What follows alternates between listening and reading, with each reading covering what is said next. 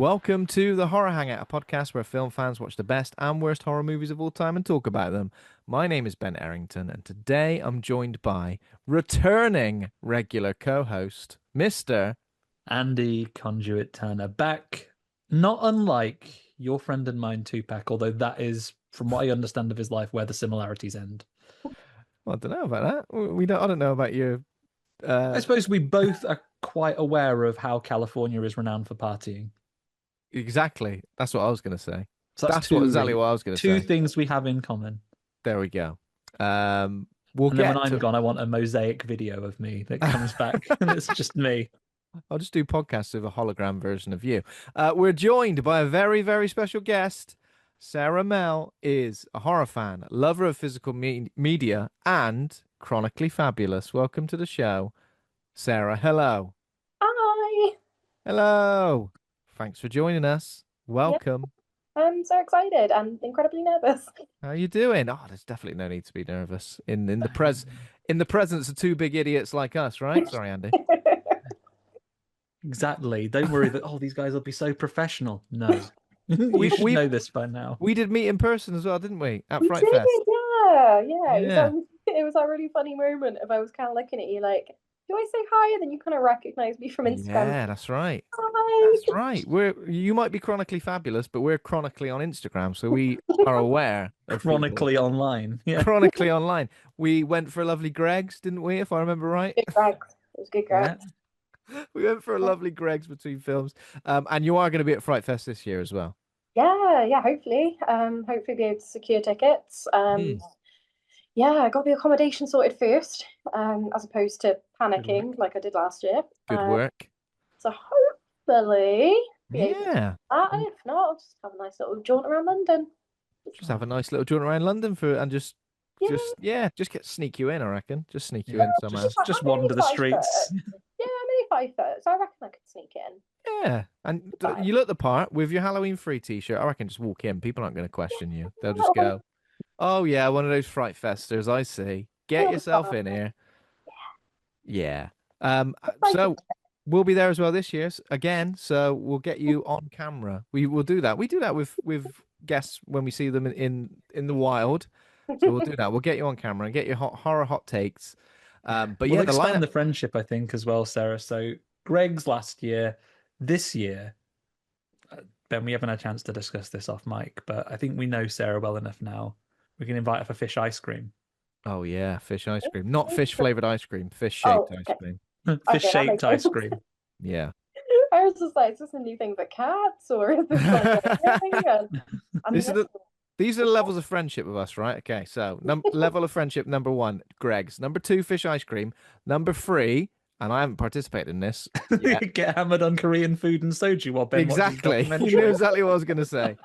Andy will whisk you off into the afternoon. Just you two. Nothing weird about that. Totally normal. For a lovely Korean dinner involving alcohol, and then come back. As we evolve that though, Ben, we're just going to get bigger and bigger tables. After a while, I'll be booking out the entire street. Yeah, or you'll be a regular. I'm gonna be like a regular. Same as usual, Mr. Conduit Turner, and you just give him a wry nod, like Bruce Wayne at the end of The Dark Knight Rises. Yeah, we've got to film that this year for the outro, Ben. Yeah, we've got to. That cafe on the corner, just. So you're back, Andy. Welcome back. 2 weeks off, lovely holiday, and you've come back a year older. I have come back an entire year older, but not a year border, Ben, because I had your wonderful episodes to enjoy while I was away. I haven't got to listen to A Lizard in a Woman's Skin yet because I didn't want to half view that. I want to sit down and watch that properly. Your discussion with Matt was tremendous. Loved it. Yeah. What a knowledgeable fellow. Matt was all right as well. It was a great episode, and I think someone commented on Instagram saying it was like every now and again we have like a special deep dive episode where we get an absolute expert on either a particular film or a genre or subgenre, and it's almost like I just facilitate that. I'm on the podcast, but I'm not I am participating, but it's kind of like a platform for this expert to just talk about Hmm. this film. So it was great to be in the presence of Matt and take me on a lovely, wonderful journey into Lucio Fulci's films and Giallo, or Jali, as he referred to it as. I know I he never, pluralized it wonderfully. I was like, oh my God, I I've been never knew you saying could do quinoa that. wrong this whole time. I never knew that. I never knew you could plural. I can't even say that. Easy for you Giallo. to say. Easy for me to say. But yeah, another year older, Andy, and another year, another year looking Once great. you reach peak wisdom, then there's no There's no going down, is there, really? no. Exactly. No. Um, Also, don't want to damn it with faint praise, Ben. Your Final Destination 2 episode also a oh, real, thank you. a real, a real treat. Lovely times. One of my. I'll join in. I can only join in talking to my iPod while I was listening to you last week. My favorite of the franchise, I think, number two. Yeah, I think number two is in terms of like opening sequence, number two has got to be up there because it has just affected everyone in such a way. Now, when you're driving on the motorway and you do see a logging truck, A, you avoid it as if you wouldn't anyway, but Yeah. B, Normally just driving the back of it, right? But after that film came out, no no. one does. No one does. Think about the Absolutely not. lives that film has saved then. Yeah, Yeah. millions. And Yeah, Alice also millions. a lovely guest. Not trying to avoid her by never being on when Yeah. she's around. But It's just coincidental that you've not been around when she's been have you on had? both I think times. both times you've had her when I've been overseas because you did. I know what you did last summer together as well, Yeah, right? yeah. And again, that wasn't done purposely. It just kind of worked out that way. So I'll She's make always sure. available when I'm on holiday, a bit like your wife Charlie. You're always ready when Yeah, I'm yeah, yeah. gallivanting about. He's very gallivanting. Are you glad to be back in I at home am now? glad to be back. It's always nice to go away, Ben. It's bloody Oh nice to yeah, it's come lovely to back. come back, and you miss your home Lovely. comforts, don't you? Yeah, just want some water? Just get the tap in my house. Oh yes, lovely.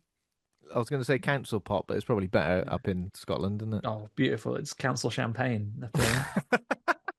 Um, Delicious. but yeah, a lovely time, a lovely holiday, a good relax. Got to use the climate I'm used to. We went to a beautiful national park in Zagreb, the big mountains, climbed up it in the sweltering heat, sun beating down on us. Little warnings, there's bears up here, be careful. Didn't see Oh, him. But got up to the top. One of the guides, like one of the park rangers, sat out there and she warned us, seeing these caves at the top of the mountain. Be careful in those caves. It's 9 degrees in there. Chuckled to ourselves and went, live in Scotland, mate. I'm gonna have a lie down. In we sounds pretty went. lovely. It was Sounds lovely. It's absolutely so lovely. nice in there. There was a load of other tourists in there that were like, we were there, got our t-shirts on, tops off weather. Oh, it taps off weather. Yeah. Oh, to have had that, I had access to a cave during the heat wave, would have been I could have lived in there. could have lived in there exactly. It would have What a been world time. class. But yeah, it's nice to come home and see everyone again. Mm, And obviously there are probably health benefits to not living in a hotel where every meal is a three-course meal. mm, yeah. Oh, a hotel buffet is a real life horror, is one of those most dangerous things in the world. Have a bit of everything, innit? Have one of everything. So, Sarah, a pleasure to have you on the show. Thanks for joining us. We kind of like to kick off these episodes with guests who haven't been on the show before by asking about your Mount Rush horror. Now, that can be four. It could be four films. It could be four stars of those films. It could be four directors. It can be four weapons, monsters. Posters, mix and You match. can choose Video formats. anything iconic from the horror genre works. And I know I only warned you about this today, so sorry about that, Sarah. Um, No, I assumed it was coming. you assumed it was coming, but if you feel like you're happy to commit to just four, then let's jump off with your number one. It's a tough one, but I think number one has got to be Patrick Bateman slash obviously American Psycho.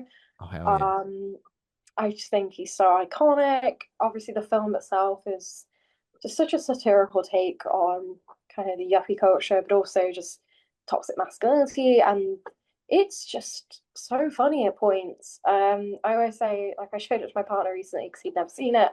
And I was just like, wait for this kind of end scene with like the chainsaw. And he was like, what? And I was like, yeah, I also love that obviously Patrick's running down the corridor in his pants. Or actually, no, I think he might be naked. And he's got time to put shoes on though. Oh You got to. God, yeah. Yeah, yeah, Wait, is it trainers? Or is it like slip-ons? I can't yeah, no, remember. they're literally just like full on trainers and he's He's just gonna running have down the he's gonna have corridor. trodden the backs down, isn't he? So, Yeah. for me, yeah, I think it's just such a and obviously it's got so many quotable lines and it's Yeah. just, yeah, like, Patrick Bateman is so like ingrained into modern internet and like meme culture now as well. exactly. Like, even if you've not seen the film, you can probably know a Yeah. quote or two, or you know of him. Like, it's probably one of those where like the movie is better than the book, which is not very often that that happens. Yeah. Do you know what? I'm not entirely sure. I might need to reread the book because I remember at the time I enjoyed the book more. But I think we mentioned this maybe even just last week with Alice. We were chatting. It's one of those books where you're reading it and then you get to a certain chapter and you go, "Oh Jesus, I hope no one's reading this over my shoulder." God Yeah, yeah, damn it. yeah. Yeah, there's definitely a few books like that that you're like, oh, okay, maybe I shouldn't read this one in public. Yeah. There is a quote from the book that Karen and I will say to each other out and about that didn't make it to the film. And it's completely different context as is in the book. When he's talking to a man at like a department store, whenever Karen or I has dressed up particularly nicely, maybe I've got a reason to wear a suit because we're going to a wedding or something like that. We'll walk out and I'll go, too fabulous. I'll see you in hell. And then you walk out the room. Oh yeah. Love that. Do I you wish have a that I'd made it. Do you have a favorite Patrick Bateman quote, Sarah? Um, I think it probably would just be the bit where he's I'm trying to remember the quote itself, but it's like the scene, I guess, is the Christmas one where he's being like a Grinch. Oh yeah, Just of that whole course. scene as well. Yeah. Um, Less so than actual quotes, because obviously you've got the, have to return some videotapes and all that Mm, sort of stuff, and like his kind of closing monologue and everything, which I still think is yeah. iconic, but yeah, I'd say that more so than a quote. I find myself saying, not every day, but a lot of times, why isn't it possible? Why? Just all the time, just about Yeah. everything. Traffic on the road, just like shit happening in Asda. Just saying shit like that to I myself. love the conversion that someone made of the business card scene where they'd edited Oh in yeah. Pokemon cards that he's looking Yeah. at as well. And he's Oh like, yeah, and there's ones with like cats and I Yeah. mean, people have like just made that, and again, like that's a sort of iconic thing that you've probably seen even if you've never seen the film. So Mm, I think it's just got such a good anchoring in yeah. just pop culture in general. in many Mm, ways, bearing in mind that it's about someone who's suffering with very poor mental health, it Yeah, can it can really help us recover because every time a absolutely wretched actor has crowbarred his way into a beloved franchise and ruined it once again, you can go back and watch him be murdered with an axe in American Psycho. yeah, Stay out of Tron, you Paul Allen piece of shit. yeah. That is great, and obviously, like the band Ice Nine Kills did a oh song like yeah, "Hip to of Be course. Square," and then obviously did that as part of the music video, and yeah, just Yeah. that scene every time, and it's just so much fun. It's definitely fun. Do you think there are any comparisons with today's film? Because I've Mm, read some comparisons, but I'm almost like in terms of the title, like yes, a little bit of a play on words, but characters completely different, isn't it? Because I mean, yeah. I this is my first time seeing this film, and I Oh, didn't, okay. so I didn't necessarily know it was a revenge film Mm, or like a rape revenge film in the same vein as like I Spit on Your Grave and stuff like that. I think that yeah. gives it a completely different spin as to what I necessarily thought the film was going to be.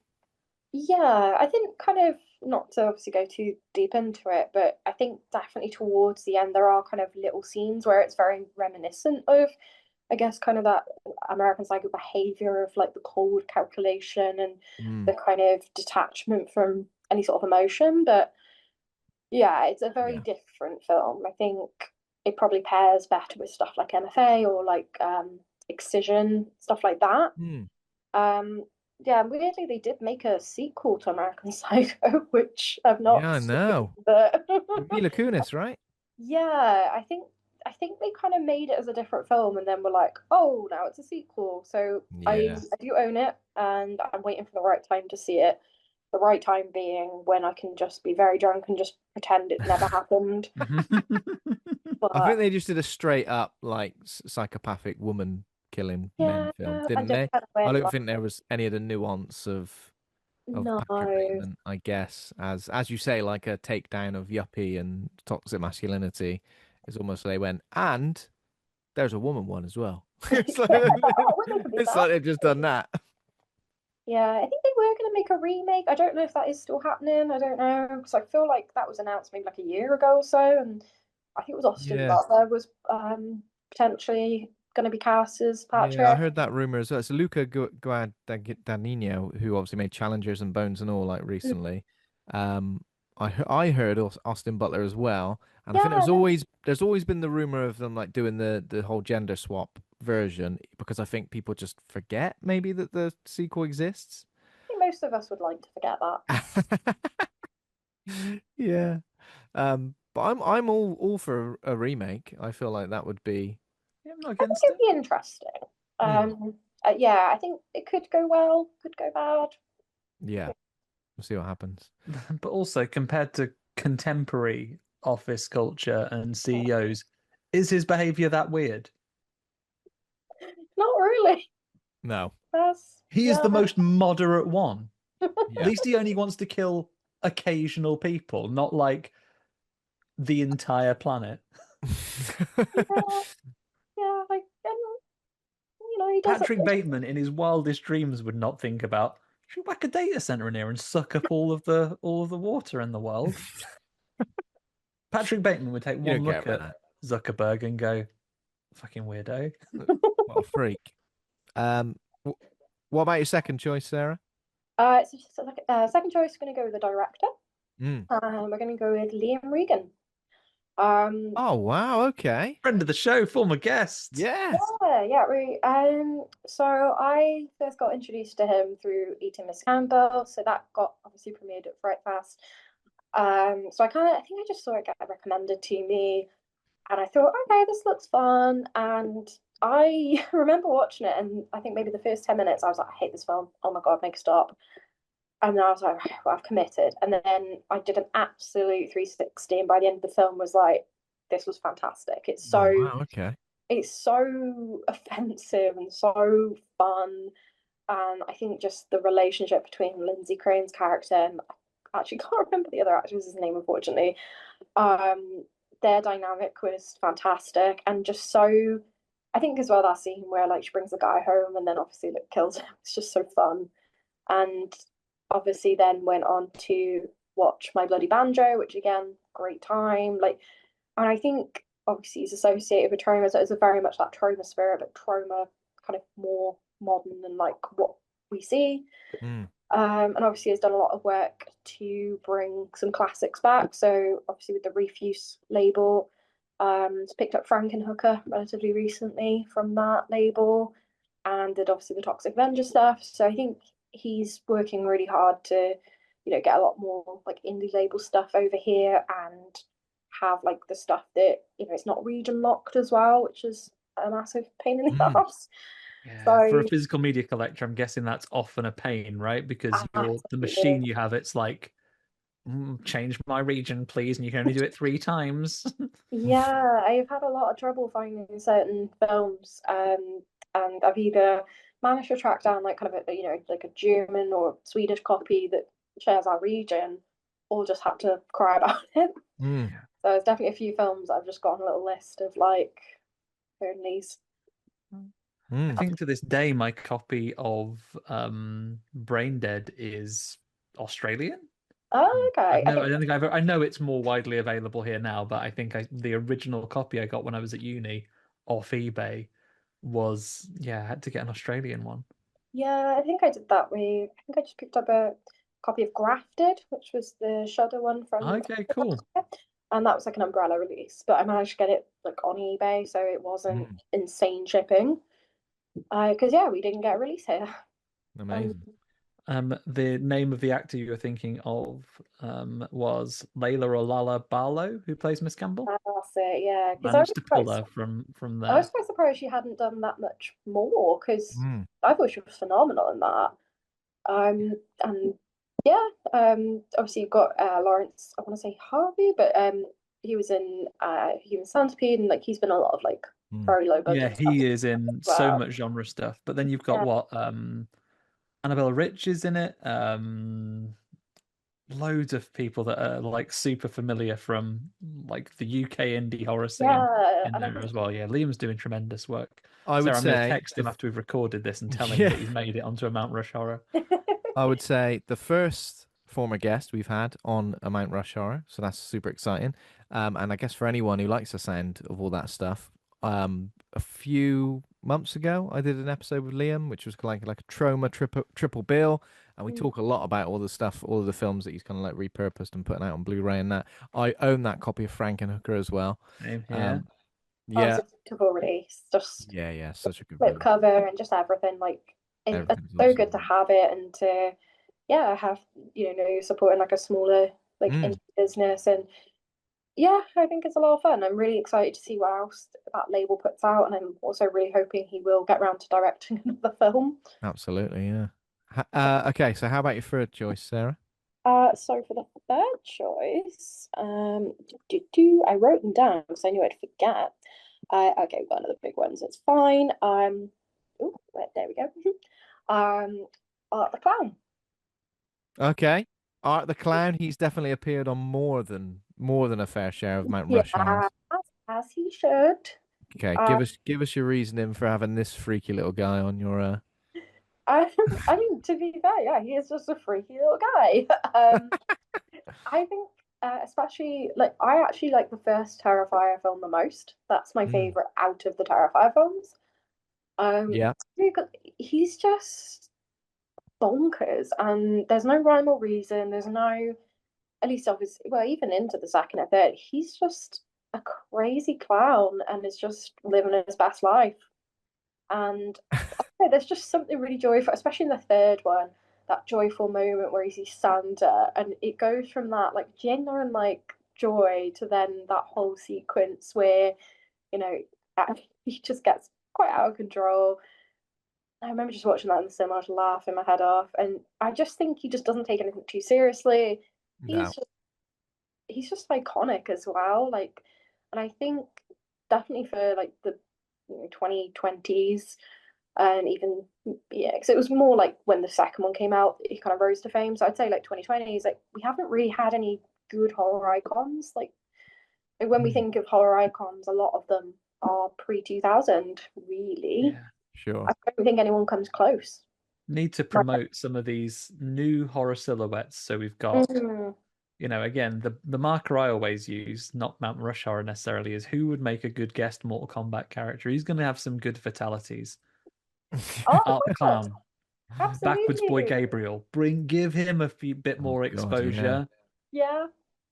Hell yeah. He I love chucks a Absolutely. that. chair with a I love bet. that as a concept. Like, just yeah, the clown in Mortal Kombat. I think that would be fun. Yeah, chucks the Yeah. chairs with the best of them. I can't. There aren't many others though. You can't think of Chucks any, the can you? chairs at the best of them. Hell yeah. I Yeah. mean, yeah, it's a great addition. And do you prefer original recipe Art the Clown, or how do you feel about it when some more supernatural elements kind of get added? I guess from the end of the second one into the third one. And so the first one is my favorite because he is just a guy in a suit. Just you don't know anything about him. Like you're not Mm, given any backstory. We don't even know what he properly looks like. We don't know his. We don't get any of that exposition. We just get thrown straight into guy just decides to kill people and mm, be weird. So I think it's interesting to explore the supernatural stuff, and I'm interested to see where it goes. yeah. And I did like the whole kind of final girl arc with Sienna, and I think that did work as well. So we'll see. Yeah. See where Uh, it goes next. Is the fourth one going to be the last one? I think so, and I That's what they're know that saying, right? I Mm. think they have said that, and I think there's obviously been some sort of controversy recently with the rights or something. So Okay.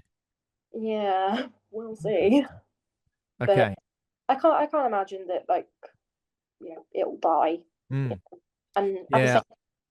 at the same time as well, sometimes it's good to go out on a good film and not Yeah. drag it out too much. Well, I guess Art it's the one of Clown those. and Jerry Seinfeld, the two things that they have in common, leave them while they're on top. And who? Less dating people completely and age appropriately, as far as I know from Art. Yeah, he's not interested in all that. Okay, and who would be the final choice for Mount Rush Horror, Sarah? I think for that one, again, a classic one, it would have to be Michael Myers. Mm. As a guy, I think, and just obviously the Halloween franchise. Mm. You know, Yeah. I think it's just sort of like, even just that theme tune. Every time I hear it, there's just something about it that Yeah. I don't know, like you just know instantly what it is. It's iconic, and I think just Mike Myers is an iconic character. And I think it's been interesting as well to see all of the different iterations. So I actually like the Rob Zombie version. Yeah. I actually like those, and I still like the really bad Halloweens, like Halloween Resurrection, because I just Mm. enjoy it for how dumb it is. Yeah. So I'd say yeah, kind of Nightmare slash Halloween. I think also it's a classic, and no matter how many times you watch it, it's good. Yeah. And even though I said the fourth one's supposed to be the end, the final film of Terrifier, I bet they said that so many times in the Halloween franchise. Yeah, well, there's some books. I think it's called Taking Shape, and then there's Taking Shape 2, which is Okay. all of like the ideas that they did have, and yeah, we were meant to get some really crazy stuff.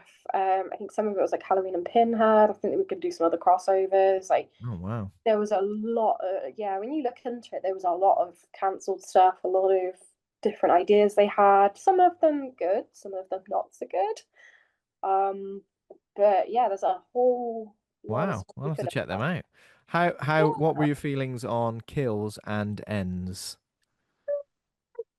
mind them. I think Ends was a bit underwhelming, and but Hmm. I think the thing that people hated about that was obviously it didn't really have a lot of Mike in it. It was more setting up Yeah. kind of a new character, but then they didn't do anything with it.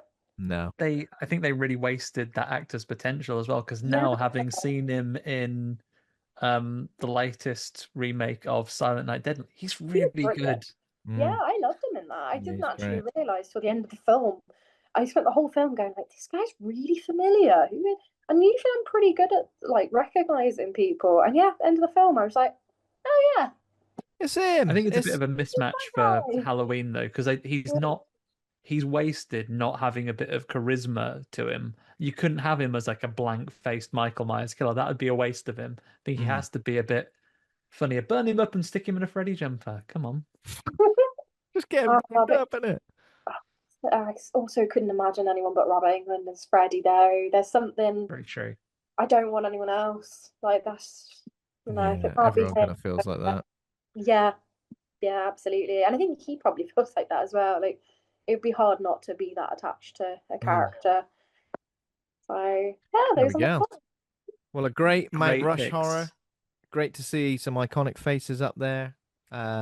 Brilliant. Andy, you're going to get to work. Planning permission. Uh, Yeah, I've started the risk assessments just while we were going through it. Quick one, Sarah. What variety about the clown would you like? Would you like his sunflower sunglasses on? Oh, Would you like his definitely the Christmas sunflower ones? glasses. Okay, Because I cool. feel like again that's the sort of one people recognize. And even the other day I was in like a charity shop and I saw like these kind of sunflower glasses, and the first thing I thought was about the clown. yeah, Like they've just become synonymous with him. Like there we go, he's a fashion icon as well. absolutely. There we go. Brilliant. Let's move on to some horror news. We've got I've got some stories, including a very, very major trailer release for this week. Mm. We've got the trailer for Robert Eggers' new film, Werewolf. It's probably pronounced werewolf, but I'm going to say werewolf like a Bristolian would say. There's a bloody great big werewolf over there. Can you believe it? This trailer, has everybody had a chance to see it? I have. Yes. Sarah, have you seen it? I actually haven't. I'm Okay. trying to avoid it So I would because say I'm not telling you to watch it. You have your own free will, and I would never force you to watch anything. But what I will say is, it's the perfect kind of trailer, the kind of trailer I like. Oh, Give okay. me a bit of a vibe of the film, a few visuals. I don't want much in terms of story. That's it. That's all I've got. That's now I want to watch the film, which I was going to watch anyway. Mm. It's another Christmas release. Robert Eggers off the back of Nosferatu, obviously releasing on Christmas Day.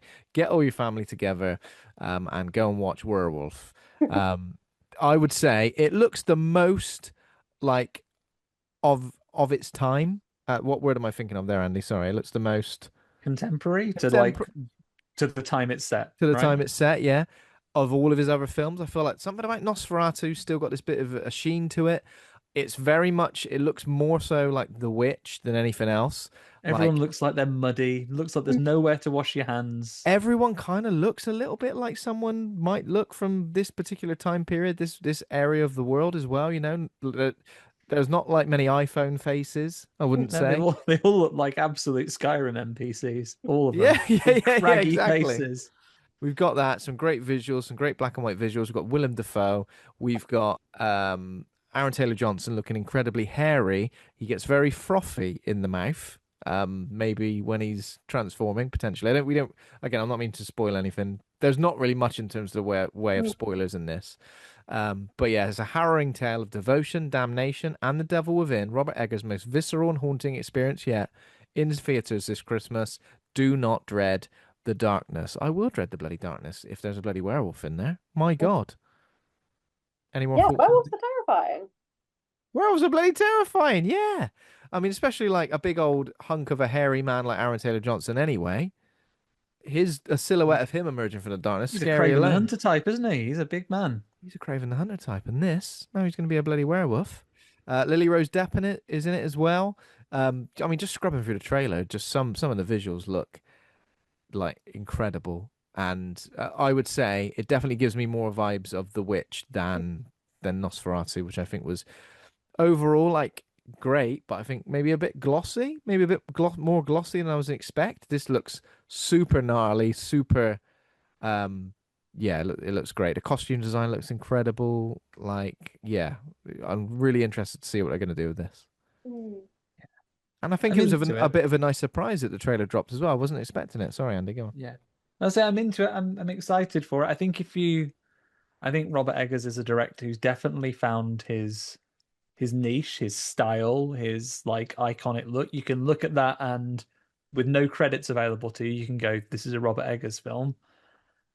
Yeah, Was I maybe hoping I'd like to see a little bit? I mean, this is from one trailer. Maybe the film will deliver something a little bit different, but with the visual style we've got there, with so many of a returning cast, like I hope there's something that's a little bit different to it. I don't want to see like, a slightly different flavor of Nosferatu. I hope there's something narratively a little bit of a a point of slightly difference that I can hairier look forward to. Nosferatu. Yeah.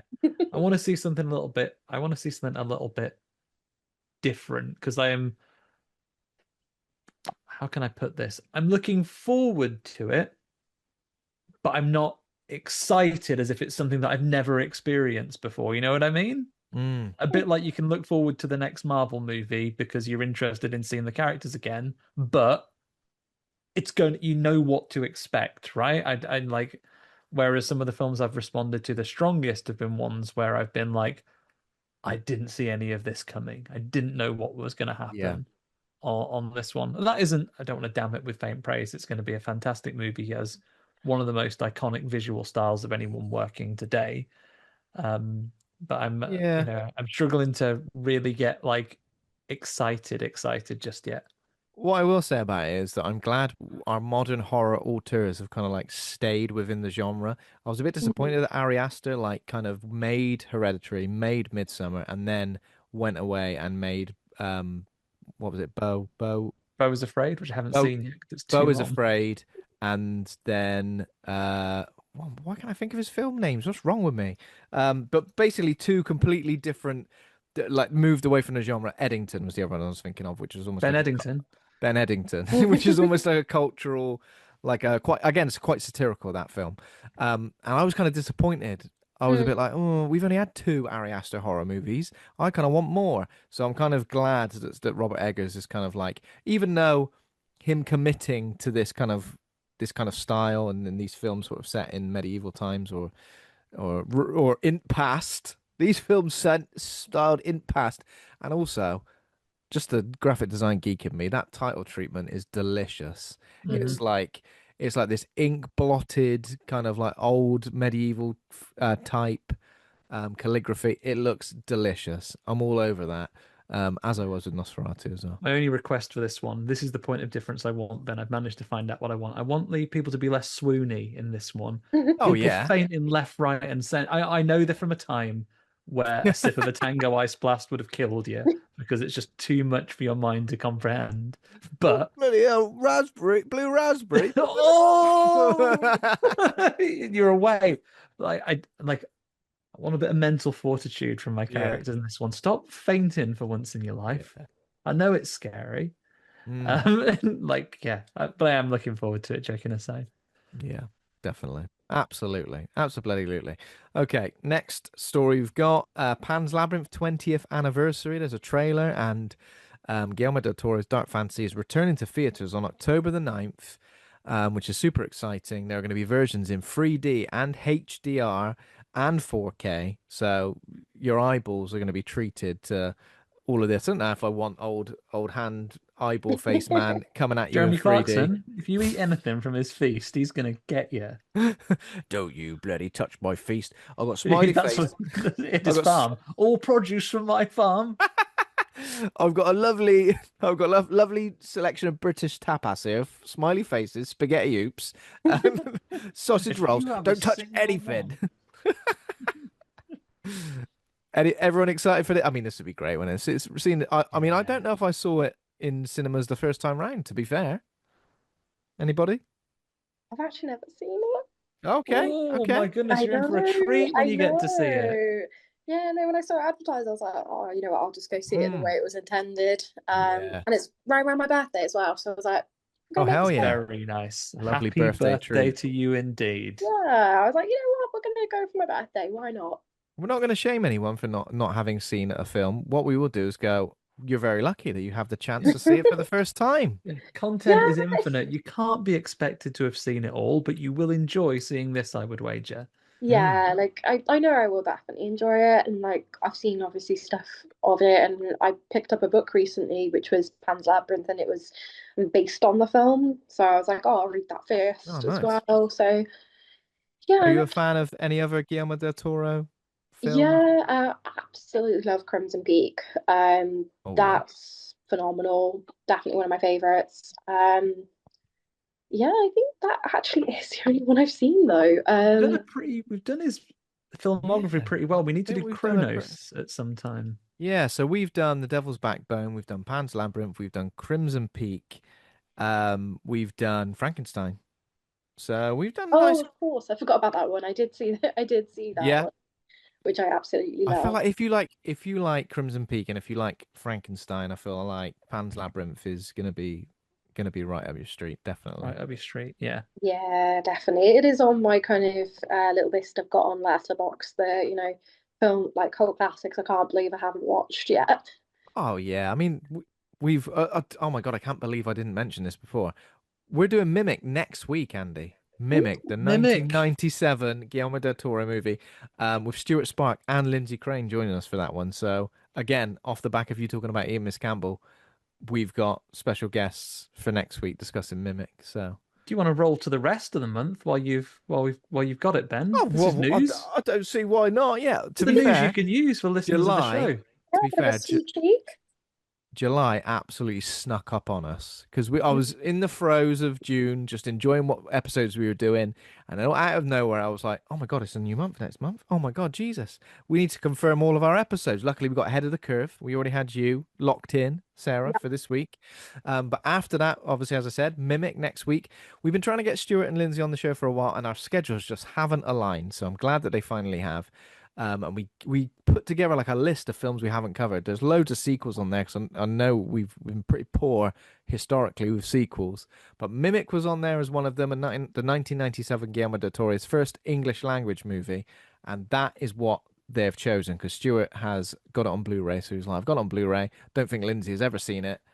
That's a brilliant choice. So we've gone for Now's the that. time. After that, we're talking Evil Dead Burn. Oh, of Off the course. back of like quite a lot of new releases over the last few months. I think we had a little bit of a couple of quiet weeks. Well, fallow period to Yeah. recover. So we're getting into Evil Dead Burn with returning special guest Stacey Taylor, who joined us for Bring Her Back, which was last year. So excited to get into that. A new Always Evil lovely to Dead. see Stacey. Again, with trailers, I've seen the first trailer for Evil Dead Burn, but then I've been avoiding most of the other trailers and TV spots and other things like that. Then we've got, The Love Witch, Andy. You want to talk about The The Love Love Witch a little bit Witch. because you know a bit more about this than me. The Love Witch. Have you ever seen it, Ben? No. I, The Love Witch is a film which astounded me when I first watched it, and I saw it's a fairly modern film from the last decade or so because it has yeah. such a 60s aesthetic to it that it feels so authentic for a 60s movie as well. We have a guest joining us for that one who we will tell you all about when they come and join us along, who it's one of her favorite movies. She really loves the fashion and the background of it all, so she chose that film for us to come and cover. And it was kind of inspired by when I was at Dunded this year when we watched The Velvet Vampire, which has such shared DNA with that. So yeah, we wanted to talk about that. We're going to do The Velvet Vampire once I've had a little bit of time for the grass to grow under me and it not be quite such a recent but not recent enough film to watch. I think we're going to get some of the Invisible Women team back with us to talk about that live and in person. But in the meantime, um, let's talk about a lovely bit of The Love Witch The with Love Witch, our. yeah. And it's Sharon Diaz. That's right, I've isn't just it? had to get her Join last us. name up. Yeah, Sharon Diaz. Sharon, I remembered your first name. I couldn't pull your last one for the thing. Yeah, Thank you, Ben. that's all Yeah, right. That's all right. Sharon is a model and fashion fan, so she really loves the aesthetic that comes with the Love Witch. She's there to bring her expertise in that field along Absolutely. with her for that discussion. And then finally, to round out the month, yes, it is a 5-week month. We've got the guys from the Wimplash podcast joining us for Pitch Black, the movie of old Riddick, old Vin Diesel as Vincent Diesel. blind man. He's blind, isn't he? Old No, Riddick. he's the opposite of blind. Go on. He can see better than anyone. He's got He can see special. better than bloody anyone. He's like got super eyes. It's not He like can a see Daredevil even when it's situation. pitch black. That's right. I remember. It's been a while since I've seen that.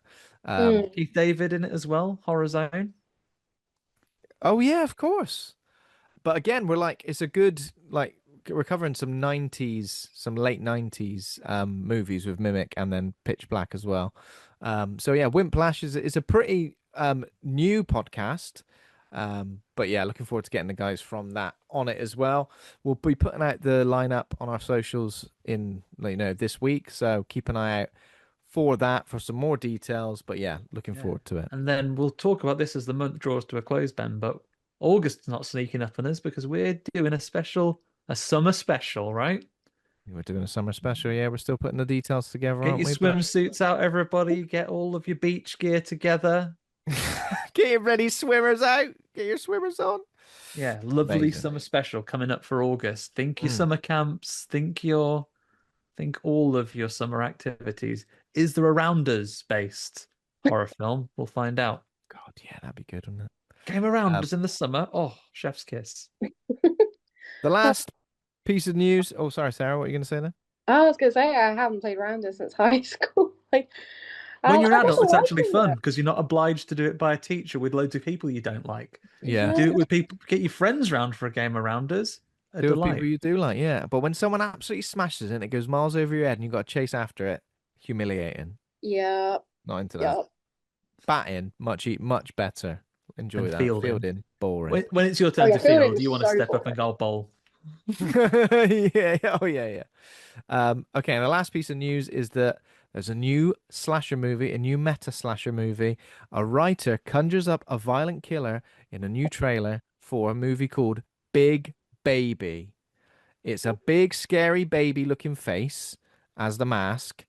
I'll give you three guesses of who has executive produced this movie. Is it Jason Blum? No, I'll give you a clue. Singer. Bruno Mars? No. Any advances, Sarah? Ooh, yes. My brain's like singers. Who is that? Second clue. Gay icon. Michael Lady Flatley? Gaga. What did you say, Sarah? Gaga. No. And third, do you believe in love? Yeah. Cher. Okay. Life After Love. Sorry, I got the lyrics wrong. Cher is executive Okay. producer. The ageless, timeless Cher. I'm not gonna even guess how old she is going to executive producing this movie called Big Baby. It's carving its way onto VOD August the 7th. Here is the synopsis. A nightmare involving a maniac killer and a baby mask serves as inspiration for horror screenwriters Adam Lewis's new script. As more nightmares, visions, and real life terror begin to challenge his sanity, he finds himself in a desperate struggle to control his writing and reality and who will be Big Baby's next victim. I Cher's gone. like Oh, the sound of Big Baby. Big Sounds Baby. interesting. Sounds interesting, right? And I just want to know what conversations were had with Cher and how she got involved. That's what I want to know. Cher's got More. so much money. She could just be like, yeah, right. Oh yeah, I'm gonna. I was doing a Jennifer Coolidge then. I can't do it. That's that what Cher sounds like? Buffalo Bill. I bankroll Big Baby. I bankroll Big Baby so hard. She's gone a bit Brian. She's gone a bit Brian Badondi.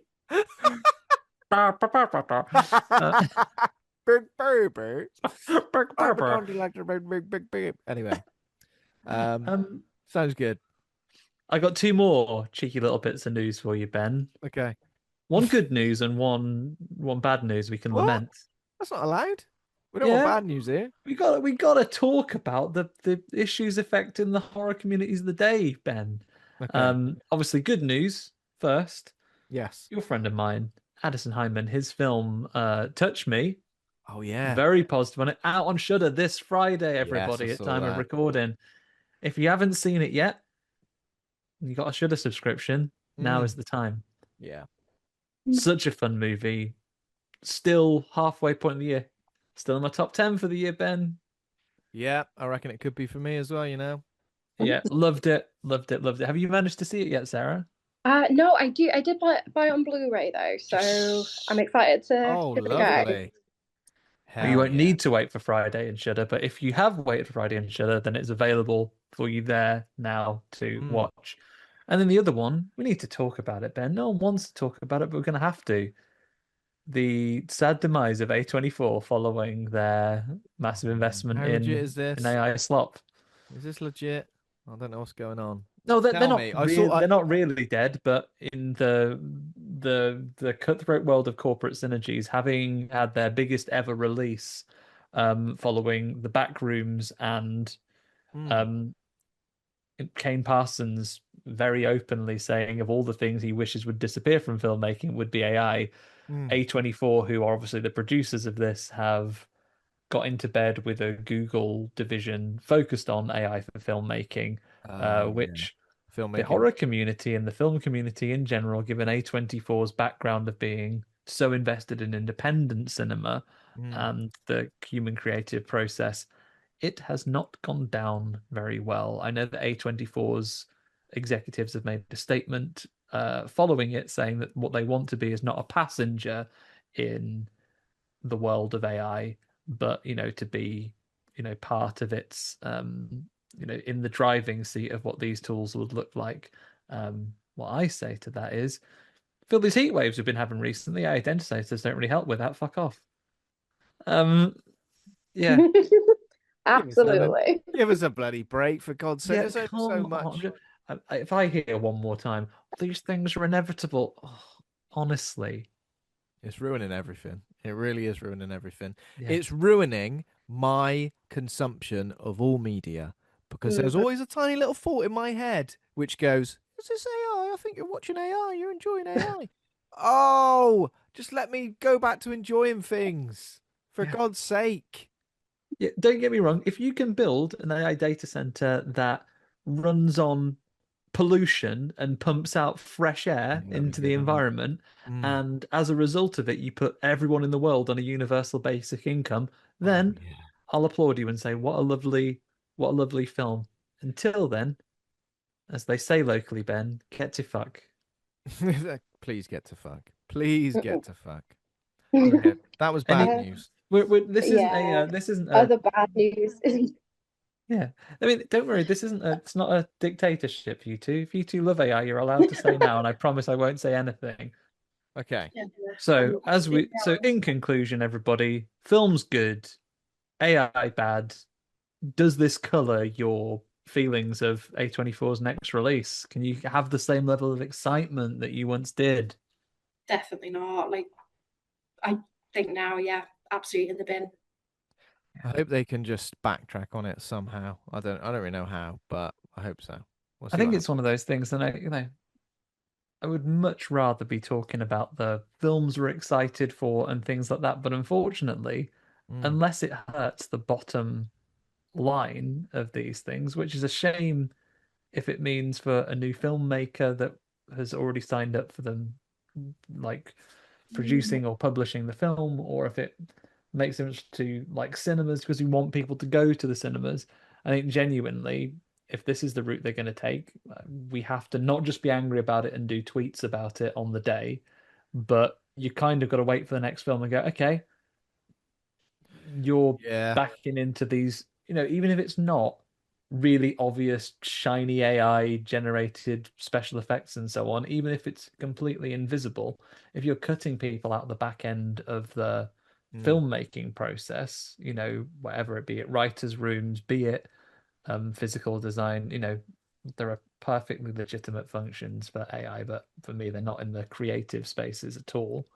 No. Um, if that's what it looks like, then it's just unfortunate that next time they've got a film out, I have to still go to the cinema that weekend, but choose a truly independent movie to go and see. Hmm. Yeah. No, that makes sense. I think even with like the new Tomb Raider, well, the remake Tomb Raider, like, I was quite excited when they did that, like the PlayStation State of Play, and then they've done a whole Oh, thing saying, "Oh, they're going to use AI now." Oh, I did hear about that. Yeah. Yeah, I watched. I don't know if it was one of it was someone in like the production or something going, "Oh, this is how we're going to use it," and everyone was just like, "Do you mean like concept designers?" And it's that sort of Yeah. thing of like you're clearly replacing people in the journey, and it's yeah, completely soured my opinion of that, and Yeah. definitely with anything they put out now, it's such a shame. it's come to something that now, like when with the new Tomb Raider games, you'll sometimes even see the logos of the companies that are behind it. I think I joked to you at the time, Ben, and it was like, "Oh, new Tomb Raider game, really looking forward to it." And I was like, "Amazon, gross." Yeah. Oh God, yeah, I forgot about that part. I was so worried about the AI part. I forgot about it. Oh, Yeah. No. we divest some businesses or something, Jeff, so I can enjoy things again, please.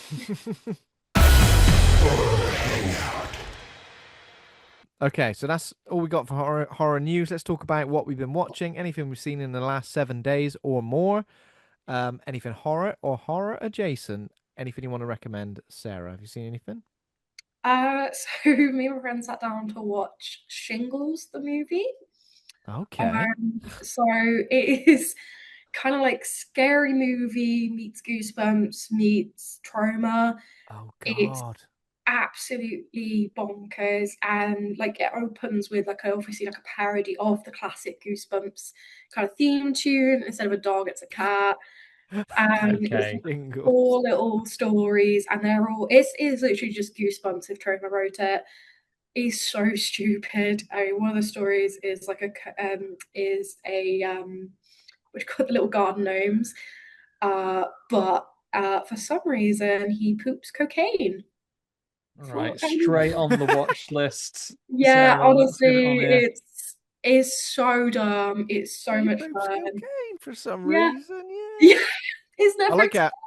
Andy was gonna not add that to his list, but as soon as you said that, he started writing it down. So Yeah, and it's got like one of the segments is like a puppet one, and I can't remember what the puppet's called, but it's obviously Slappy.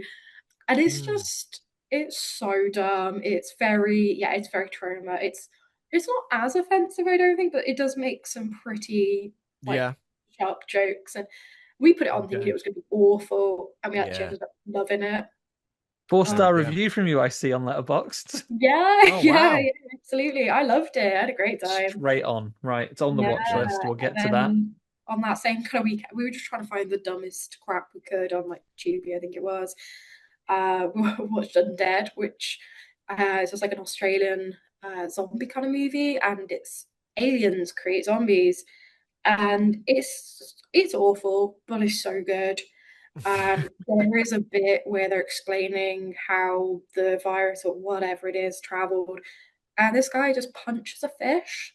So he's out on a boat and just like you just see it, it's just like, and he's just like punching fish. And you know when you watch the movie, like this is so dumb. I Punches love an innocent fish. Well, like an In-Betweeners when Neil just absolutely batters a fish to death. it. So they're like kind of jumping. I think they've been zombie Oh, I fucked. see. I think it's kind of just, but Okay. Zombie um, fish. and you know, like when it's solo, but you know, there's bits where you can like see the strings, and you're just like, Yeah. this is. But Classic. again, it's the sort of thing, yeah, a couple of drinks and you watch it Mm. and you just enjoy how bad it is. Yeah. Yeah. And then I finally got around to watching They Will Kill You. Oh, yes. What did you think of They Will Nice. Kill You? I loved it. I had such a fun time with it, and I'm really sad I didn't get to catch it in cinema. Because I think I was going to go see it, and I think I was ill or something, and you know, and then you're just like, oh, I'll go see it another day, and then before you know it, it's gone. Mm. Yeah. I absolutely loved it. Like, I can see why Good people are fun. comparing it to like Ready or Not and stuff like that, but Mm. yeah, it was so much fun. Really loved We it. liked it. Absolutely. Yeah. Hell yeah. Was that it? Was that all you've Yeah, got I've covered? actually had a very slow month. Yeah. I've been I'm one of those people that I can only really do one thing at a time. So like I've been focusing more on reading at the moment. So I the see. movies have kind of I know exactly what you mean. Yeah. You've been yeah. reading, or are they not horror? Oh no, it's still horror. Well, this one is less horror, but it's so I'm reading Japanese Gothic by Kyle the was it Kylie Baker or something? I can't remember the name now. And then just kind of other ones that I've been picking up from my local library. Oh, Oh, library nice. user as well. Very yeah. good. Oh, absolutely. Well, it's my old workplace as well, so it's lovely going in and like picking up the books, get to say hi to everybody, and laugh about the fact that I've left them. So I it's mean, good this fun. isn't horror related. It's a way for you to consume horror media, but as a wonderful counterpoint to all of the grubby business practices we've just been talking about, get to the library, everyone. Absolutely. You want to choke Jeff's stranglehold on media consumption out of your life? Don't need to worry about getting it from anywhere on the high street. Support your library. Go and get a book out. They do audiobooks. Got an app from my library. You can just borrow audiobook. I get the latest copy of Edge magazine straight to my phone. Yeah, we've got Courtesy of your friends at the library. as well, and they actually have some good stuff on there. Like I think that one depends on what library you're registered with, but our Canopy one had all like the Toxic Avengers on. It has like a bunch of random things on there, but it's pretty good. Like film libraries as well. I saw some, very true. I know, Sarah, you're a physical media collector. That's your alternative. Like if collecting all the physical media isn't something that was within your budget or within the space you have in your house, get down your library, get those in the catalog, make sure you're backing them up. These places require your investment of time. Get yourself in there. Yeah, Live within and your means. yeah, I think that we're very lucky here. Like, I suppose slightly biased, but we are very lucky. We've got a pretty decent library system here, and everyone who works there are really lovely. Are And you a yeah, member of your local library, Ben? Say again, sorry? You a member of your local library got a card? No. It's your homework, Ben, for next Yeah. time we get library together. card. I always was for years and years, like when I was a kid. But yeah, I've not been since. But I used to take Megan, my daughter, to the local library. For various reasons. They used to have events on. I think they still do events there now and again here in South Bristol. So yeah. Oh, I'll tell you what, Ben, maybe we'll use it as a special outing. We'll make content out of it. Next time I come down Bristol, we'll go to the library together and we'll film the experience of looking at the horror section. Little bonus Oh episode. yeah, the horror section. I wonder what they've Really? got. Oh yeah. Yeah, they always have some good stuff. Mm. And definitely our library are pretty good with recommendations as well. Mm. I don't know whether you guys have it in your areas as well, but we've got quite a few that are popping up, like little local libraries. Oh yeah. Like we've got like the little, I think it's called, oh my God, I'm forgetting what it's called. It is something like the little queer free library or something. And they just go into like some of the coffee shops, and it's just books there that you can take, and it's all free, Yeah. obviously. Little And exchanges. There's a park yeah, near me that has a lovely little waterproof little box, like a little birdhouse, but it's got a little glass door on the front. You can take and leave books from there. Yeah. I That's love really nice. That's the kind of place where you leave your copy of Cows, isn't it, Ben, when you finished it? When I finish with cows, I'll leave that for some little old lady to pick up. That's going to be an experience for somebody. Exactly. Yeah. Andy, have you seen anything this week? I've seen a couple of things, but obviously been on my holidays, Ben. You know what I've been doing? Been sitting by the pool doing some lovely reading. Oh yeah, yeah. So let's continue the library theme. I'll tell you what books I've been covering first. First, Bill Wood and the folks were good enough to send us a copy of his first couple of books. So Oh, I God, managed to yeah. get through Let's Split Up, which I love. And we met Bill and we spoke to him, and I really liked his passion for the genre. It's a young adult book, which for those of you who can't see me because you're in listen audio, I'm not a young adult anymore. So it's not directly targeted at me.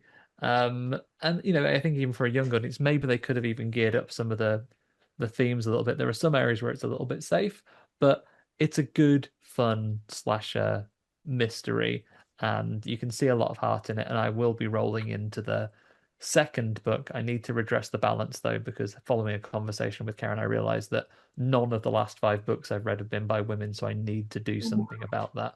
So after that, I rolled straight into. Isn't there a third book on its way? Sorry to interrupt you, Andy. I There wanted is to keep One on Last Scare this October. Yeah. Oh no, I think the date might have changed. It might be early 27 now, but it is coming. It's on the way. Cool.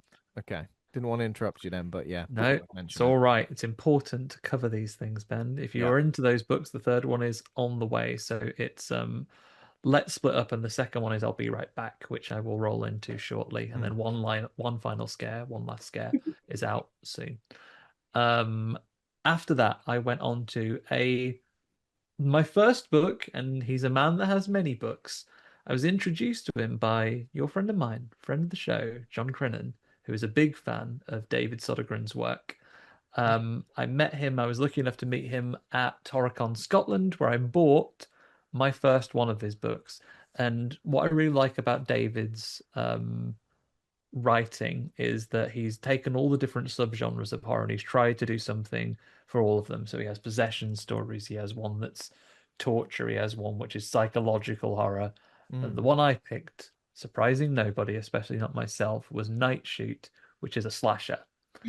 Lovely. And obviously, and it says in David's own afterword from the book that the slasher genre is a subgenre of horror that we mostly only really see on film, right? The idea of having it on a page is something we don't see quite as often, but it works incredibly effectively. It is about a passion project for all of us, independent horror filmmaking. There is a group of students working together on their final project.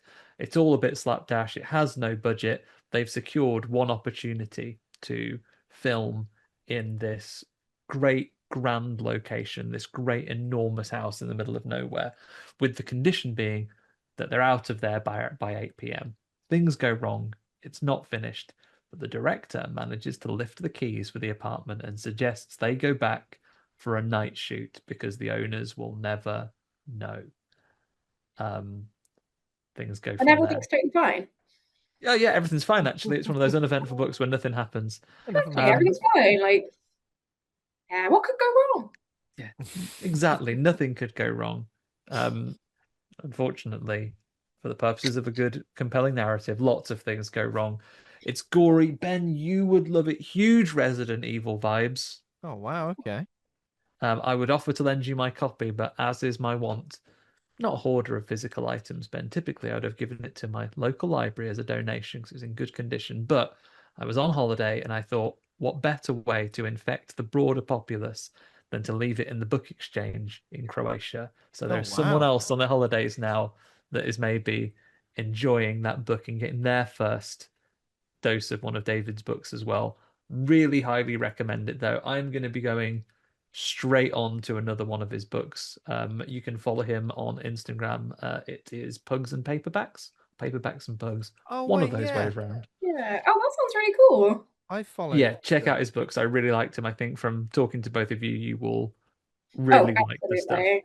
Yeah. Yeah, that sounds like a lot of fun. And it flew by as well. It's a book of top end of 200 pages, and I did it in I just sat there for a day, hiding from the sun, and did it a single day read. Loved it, and then got it to hand. I have now started a book that was recommended by the host of the Scaredy Boys podcasts, The Fisherman, John Langan. Oh, yeah, I saw you reading that, yeah. Fuck me dead. Ben, I know we talk about Jesus. these things. The Unnamable, your favourite Oh, growing God. up. Bloody You unnamable, know, yeah. with Eldritch horror, particularly in written prose format, these horrors are described as so massive you can't comprehend them, so ancient you don't understand them. And as a result, you know, in the authors of the time, your Poes and your Lovecrafts, therefore they do go fairly undescribed because they're just described as undescribable. Always a problem for me when it came to cosmic horror.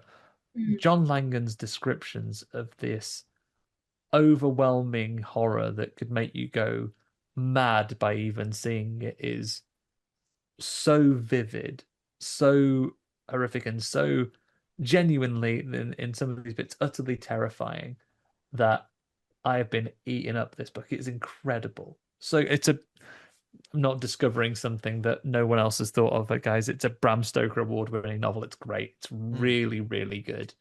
I've got about 50 pages left to do, so don't read the end and Google it for me. But yeah, really, really strong stuff. It's got almost a bit of the classic Sherlock Holmes structure about it as well, if you're familiar with those books, whereby there's an intro that is in sort of the time of our main characters, and then we go back to a point in the past where the setup is given, and we have a different set of characters whose story is being related to us, the reader, by the narrator of the main story, to talk about the history that he has since learned. Phenomenal book. You know where you could get it? Probably your local library.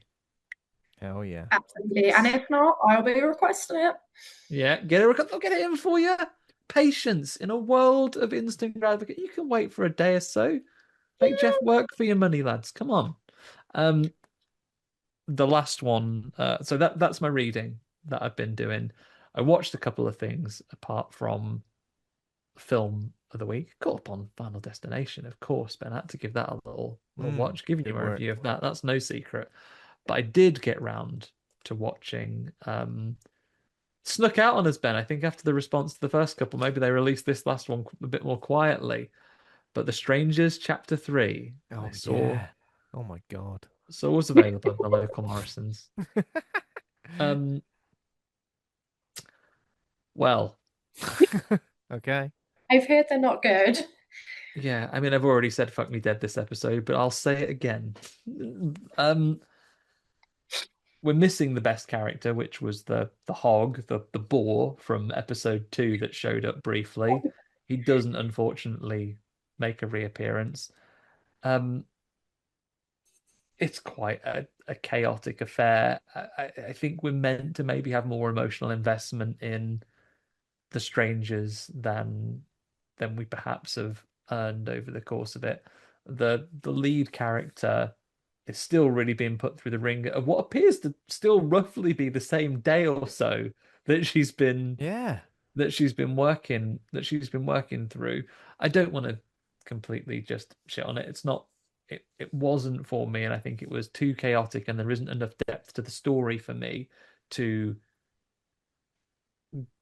give me anything to really grip onto. And I think it plays itself a little bit seriously as well. I think we're really meant to feel like the titular strangers are more complex than they perhaps are. What I will pay out on though is um they do some gore. There's some good work they do with sort of practical set design. There's a bit where there's a couple in like a trailer, and the bad stranger's old sack face rams it with a truck, and it flips over, and you've got the furniture falling down, and the actors going from being Okay. one way up to another. So that's really well realized. There's some great technical filmmaking here. It's just the writing leaves me absolutely cold. There wasn't No. anything for it, and yeah, it could have really annoyed me in the last scene, but they zagged instead of zigging, and I was happy with how they ultimately closed it out. But it is mad. I don't think this is even considered a spoiler. Having had 2 episodes of it, I think if you've seen The Strangers Chapter 2, our sort of final girl character, our heroine, kills one of the strangers at the end. And he's left like shaking his fist like Boss Hog at her as she hides off in. That is immediately, they capture again immediately after that, and then he spends Sackface and the strangers basically spend the film with her captured, trying to make her be the new member of the strangers gang, You gotta be a stranger as well. Honestly, based on it's a the right laugh. assumption that if a vampire gets you become a vampire and you become on the side of the vampires because magic or something, right? I Yeah. think the strangers have assumed that works with murderers, where if you've been Yeah. captured by the murderers and then they kill your friends and family who've come to look for you, you will align yourself with them rather than go, no, I fucking hate you actually, and at the first Cringe opportunity I'm going syndrome. to kill you. Yeah. I Yeah, feel like the Jimmys in Bone Temple, where it's like, oh, if you kill one of us, you can join us. Oh yeah. yeah. The Jimmies. It's a bit like that, Yeah, yeah, I think except they we just want and the stranger sort of wants to be her boyfriend as well. Yeah, so madness. I found it astounding that this became a trilogy with maybe such a light bit of storytelling to it. But Yeah, it's crazy. if you enjoy it, if it's a bit of a popcorn movie, you want to turn your brain off and watch some credibly made You'll effects and find some the kills, that's positives fine. in anything, won't you, Andy? Apart from a couple of things I've already complained about this episode, yes. Yeah. I've only got one thing to mention for what I've been watching this week. I watched the movie Hungry, which is a hippo Oh, creature feature. I guess loosely based on Hungry Hippos. Is that what we were meant to believe? That it's, I I don't know, think they've so. taken. Yeah. I think like when they first teased it, they were saying, "Do you remember Hungry Hungry Hippos?" And I was Yeah. like, Yeah, And it's got to be. if that's the case, and absolutely they've missed a trick.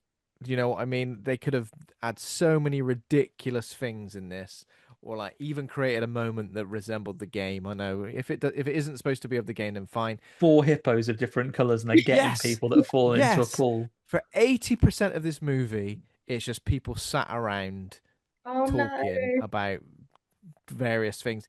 It's like the setup and everything. It feels like Anaconda, but like I don't know. It's just very very boring. The last like 15 minutes or so get a little bit more interesting, but they almost go in the direction of the Lost World. Remember the T-Rex baby and Oh, don't go into the long grass, or them raptors turn up. it reminds me of that. Like even the area they're in at the end kind of reminds me a little bit of the area of the Lost World, like that kind of abandoned kind of like complex.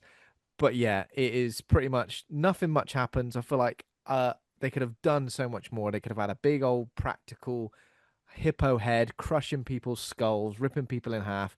Yeah, It's a that's what I PG-13. wanted. That's like when I read that, like that's what I wanted. Yeah, that's what I wanted. It's like a PG-13/12A version as well. So there's pretty much no gore or like death to be seen apart from people like getting killed off screen or just collapsing after they've been crushed. Well, So that really old lady in disappointing. Daylight with Sylvester Stallone who just gives up on life and dies Just gives off up. camera. That's pretty much what happens. They kind of keep trying to like hammer home these hippopotamuses are bloody terrifying, the most terrifying thing. And I get it. Yeah, I do get it, but I don't know. I don't think any of the characters do at any point. So I know that hippos are disappointing. scary in real life, but certainly for UK culture, obviously, if you lived in Africa where hippos live, you've got to be careful.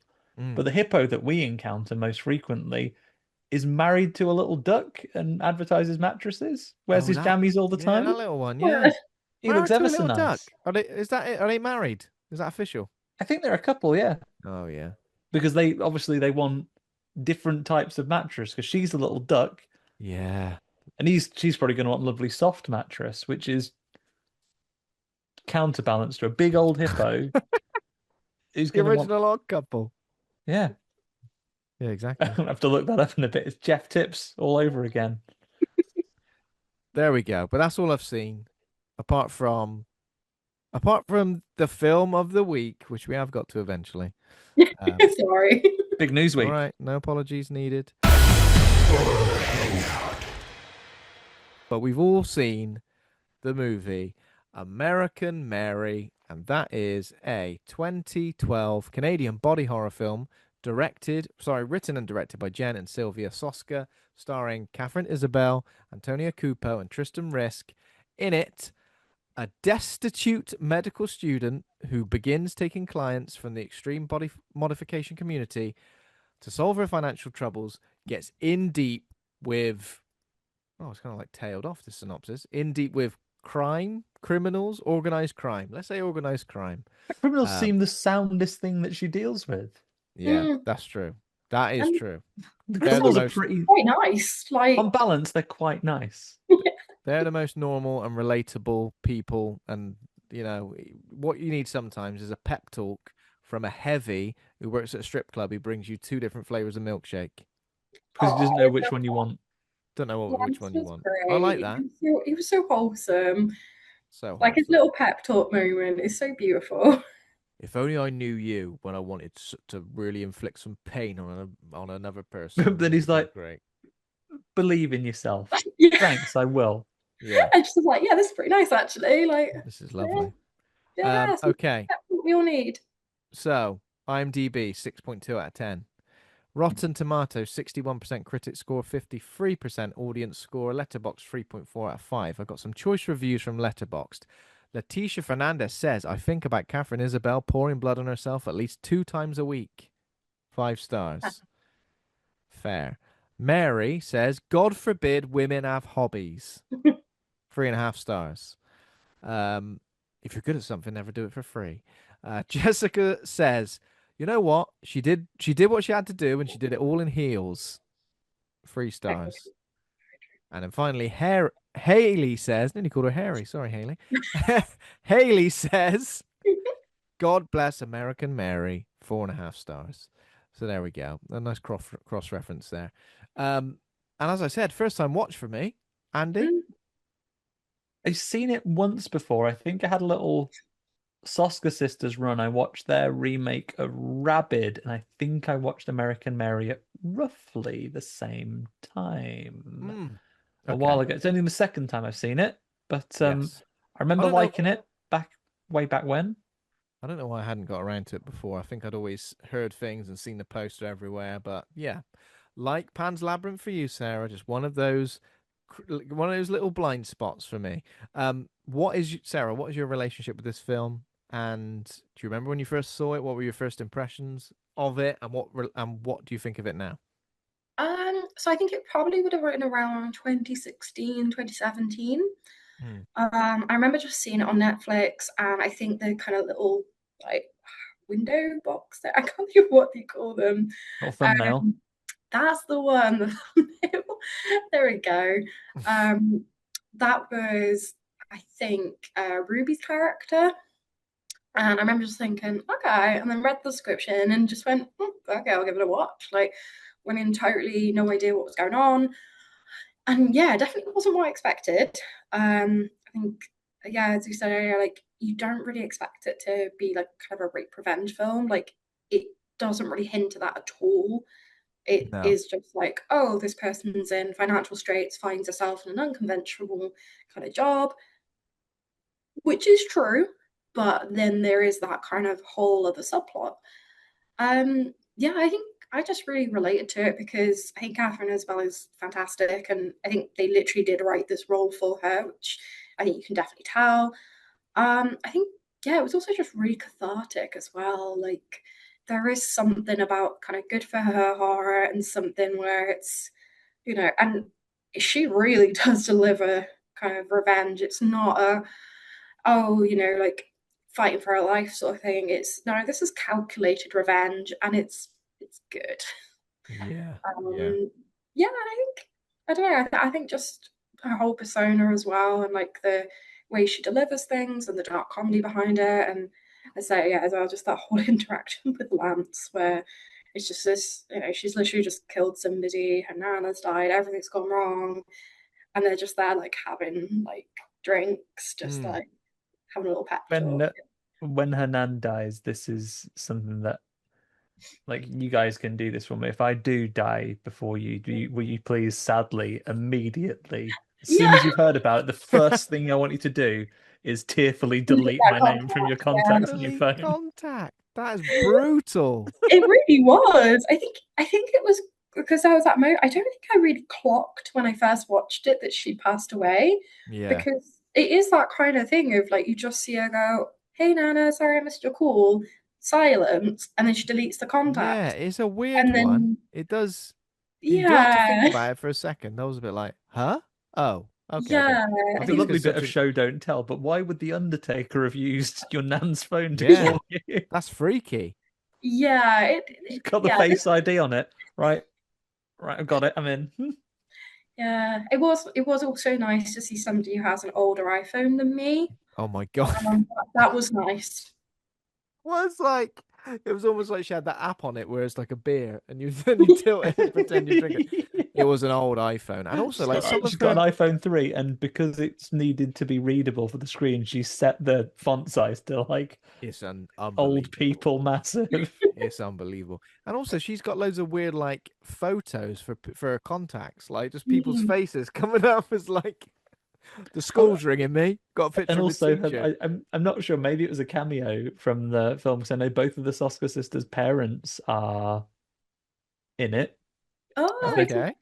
Yeah, apparently IMDb trivia tells me that they mortgaged their house. Oh my They god. remortgaged the house to raise money to finance the film, and both of them are in the film as a result. Well, 159 people I found would that fact hope helpful. so. Like, yeah, if you're putting that much money in, I'd want a little cameo at Yeah, least. I don't know, the coolest person in it. Mm. Yeah.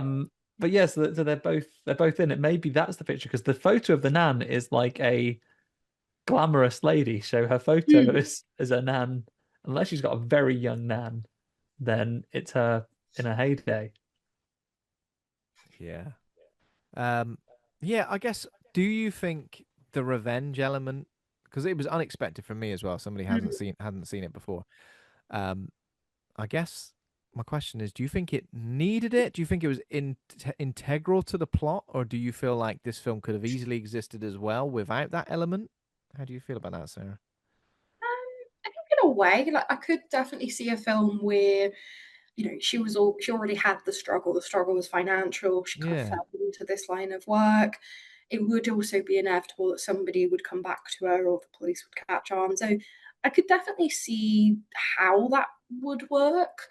But I also really did enjoy the revenge aspect of Yeah. it. And there is something really satisfying about how she carries it out. And I think she does also kind of utilize that to hone her skills. And I do like how she constantly reminds him, that she can't fuck up, as he used to like to say to her. So I Yeah. do kind of like that It way almost that she, feels like something that pushed her over the edge because I feel like yeah. initially she was very unsure and maybe even very affected by some of the things she was seeing and having to do. Mm, And then this happens and it kind of like changes her into a yeah. completely different character who's very like self-aware, self-sufficient, very strong, very capable. Not saying she wasn't before, but it kind of like just it seems to like turn a switch in her. I guess I felt that.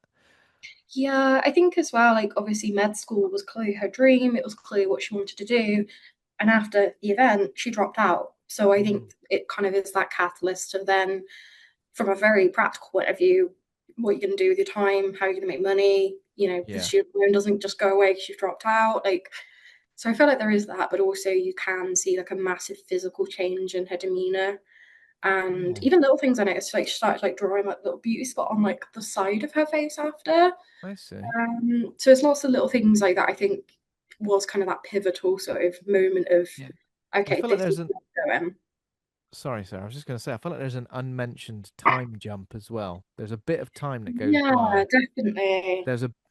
When there's a bit in kind of at midway point of the film where somebody goes to her office and is basically well, just trying to remember the details, and that is when Lance is officially working as like her security, I guess, and he comes Yeah. into. And I got a feeling that a bit of time had gone by, not just by the way those characters interacted with each other, but her demeanor, the way Yeah. that she kind of had this place now that people came to. She's kind of gone from once and never again to no, this is the life I'm in now and that I've chosen. And I the, you feel know, like it could have. the guy that comes in who's like, "Oh, can you do me a tattoo of Tweety Bird?" And she's like, Oh yeah, that guy. Yeah, I feel like there's a good. It could have easily been a 6 month time jump, right Yeah. there. They're, And yeah, again, they're not really clear on that, but at the same time, I feel like they don't necessarily need to be. no, not at all. No, if 6 months later would probably been annoying. I wouldn't have liked to have Mm. seen that. But yeah, I was aware that it felt like a lot had kind of changed. Will you do a bloody Tweety Bird on me? Will you do a Tweety Bird on me? Will you? She's like, "Don't. This is for not amateurs like Yeah, you. come here, Unless you it's want a it's not bloody here. arm off, fuck off out of here." Unless you want your arms and legs swapped over, like some sort of twisted Sid from Toy Story Yeah, if you scenario. want me to swap your head with the Chihuahua like that woman out of Mars Attacks, then I'll do it. Oh bloody Bec- good! The arm thing, is that possible? I don't know. I googled it after, and Google's not helpful because I I was just just like, I nobody has suppose, googled this before. yeah, No because it's like results. theory. I guess I don't know. I guess like maybe it'd be possible to do that. Would it Probably. work because they're twins? If they're I was going to say maybe genetically that Oh, identical, I see. I I'm see. going to text Karen now. we need some medical advice. Have you ever Yeah. had to do this before, Karen? Yeah, it's I was a bit like, this is nuts. This is I feel like pretty maybe from nuts. a step like like just a dead arm, then Hmm. if you can prevent the infection, necrosis, and same blood type and Yeah. all that, then Yeah. maybe. But I can't imagine it being functional. No. I But mean, to be fair, the body modification, everybody who's into body modification, it's it varies, doesn't it? From just like pretty, oh, I've got some like horns, I've got like a tongue split and stuff like that, to people who have got their eyeballs tattooed, for example. That might not count as body yeah, modification, but some things are pretty damn extreme. But it's probably like such a minor amount of people who actually go through with these things. Um, yeah, I suppose as well. Like I don't know how regulated it is, particularly like in the UK and yeah, stuff. that's a Like good point. there's a whole level of like, and throughout this whole film as well, I was just there like, this does not seem sanitary. Like, No, sorry, I Just would in the be. vet's office. Yeah, I'll do it. Don't even the worry. vet's office seemed a bit better than like her apartment.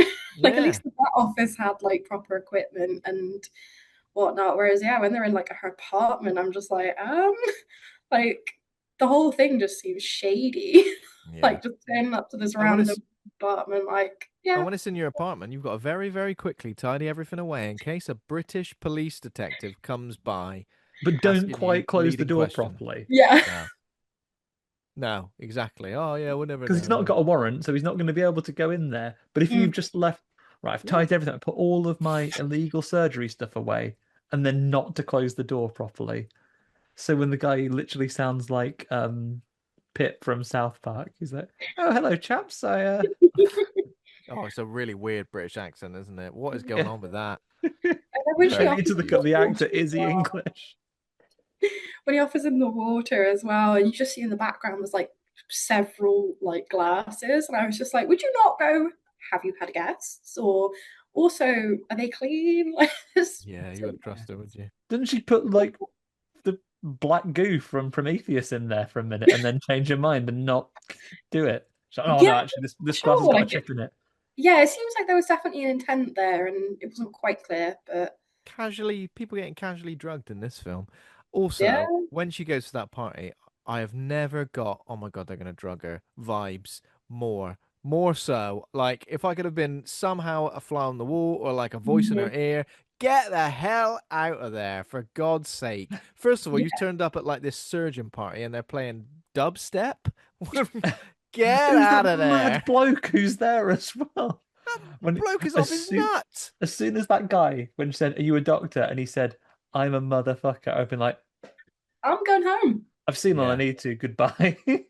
Yeah, um, it definitely was a choice, and you do look around, you're like, that isn't no, absolutely the not. the word from the medical community is in, everybody. Limb Nope. transplants are a thing you'd have to be on immunosuppressive therapy to stop getting rejected, and she suspects that would be the case even if you were an identical twin, I but see. she's not an expert. Too much bloody pressure, isn't it, for that? And for what? You know what I mean? Just sit on your hand till it goes dead and play Phantom Limb. It's probably not the same. Is this Katharine Isabelle's most iconic role? Of course she's had. The Mm. ginger snaps, of She's been in course. Halloween as well, right? She's Been in in. Halloween. She's in the See what? goosebumps. She's in Goosebumps, is She's in she? Freddy versus Jason. Am I She's in Freddy versus misremembering? Jason, yeah. Yeah, no, she's in Freddy vs. Jason. Yeah, she's in the episode with the I think it's called Gruel, like the sponge thing. Oh God. Yeah, like Okay. she's a very early role of hers, but yeah, she's in that. Um, She apparently she's got a 10-second cameo in back rooms where she's not even in focus. oh, okay, I did see someone mention like her name in Yeah. relation to that, and then I was like, what? I don't know It why. does make sense though, because obviously I think they shot that somewhere in Canada, and she's Canadian, so it Okay. makes sense. Let's be honest though. Katharine Isabelle in this film looks damn good. I feel like everyone in this film is obsessed with her. And sometimes when that happens in movies, you know, obsession from from either gaze, the male or the Mm. female gaze, can sometimes feel a bit forced. You can be a bit like, well, they're a bit of a knobhead, you know. Why are you lusting after this person? They're a bit of a knobhead. I am totally on board with the way everyone's obsessed with Katharine Isabelle in this particular film. Um, Not in the horrible, seedy ways, of course, but in the perfectly in the I'm watching someone who looks like Betty Boop strip, and I've decided to have a fantasy that it's Katharine Isabelle up there pouring blood all over herself until I'm rudely interrupted by Katharine Isabelle. I don't know if I've ever had a fantasy as all encompassing as that, but if I was interrupted by the person I was fantasizing about, I'd be vague. I'd be slightly embarrassed. But I mean, that guy's life is a complete mystery because when he's not sitting around fantasizing about Catherine Isabel or punching a guy's head to custard with a plastic Sainsbury's bag on it, he appears just to be inert in the booth of his nightclub. He just sits there waiting for something to happen like this.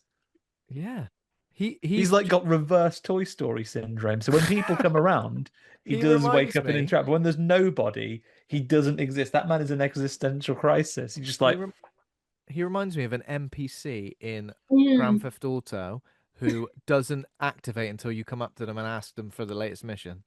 yeah, just It's there. like, yeah, just sat there, just chilling in this booth. Yeah. Also, there can't be much to do because that place is constantly empty. There's like one weird guy there, and that's it. Like, How are they? How are they paying the rent? That's what I want yeah, to know. I mean, I yeah. guess it's all I mean, like shiny all stuff. It's pubs that obviously a need to front. survive in the modern era, they do serve food. So Oh yeah, That's gotta love good. some titties and shrimp. You know for a fact that food's going to be amazing as well. You know for a fact. There's that's what you something go about in for. Yeah. shrimp though. Like, there's something about the idea of like fish food that like I don't know. That just This feels isn't being oddly what? specific. Like, what else is on the menu? Because Yeah. that's the only thing you see them eating, and I'm like, Yeah. Big old bucket of um, shrimp. That'll be the thing that you'd have to say, like, Ben gets back in from a day at what's it called, Bourbon and Bits or whatever it's called. He rocks up to Charlie's like, "Where you been, Ben?" He said, "I've been to that seedy strip club. They do They the best shrimp in town." they do the Like, best food in town. There is a weird looking Betty Boop stripper that I can't take my eyes off of. that shrimp is insane. For that shrimp. 10 out of 10 shrimp. I feel like why doesn't no one seems to like the elephant in the room there is that unfortunately, no disrespect to Betty Boop lady, because I know she doesn't really look like that in real life. It's terrifying. Absolutely terrifying. And I'm sorry, but I'm not going to be sat there lusting after old Betty Boop. I have to apologize. No one seems phased. The people No. who are there seem to be loving it. Oh, that's just fine then, I guess. Also, this is a different cultural reference. When we joked already today about people who live in the past could have been killed by a Tango ice blast, I think we're getting to a point now where we've got the reverse of that. Where can you imagine your 21st birthday, you go into your first strip club because you've heard the shrimp is so good, and then someone goes, Betty Boop Bear. That is so far removed Yeah. from the consciousness You're of right. someone who's 20 years old now. They'd be like, Who? Who? what? Yeah, no, I must admit, I was just like, do people or do the kids nowadays know who Betty Boop is? Because I feel like she was like a cultural icon at that point, but now I'm like, yeah, I feel like I haven't seen her around or No, like, no Betty Boop. Betty Boop's been lost to the annals of time, just like Mr. Blobby and oh, who else? Who I else, think Andy? Blobby's eternal. He's like one of these unfathomable, unnameable creatures that will live forever in our primal fears.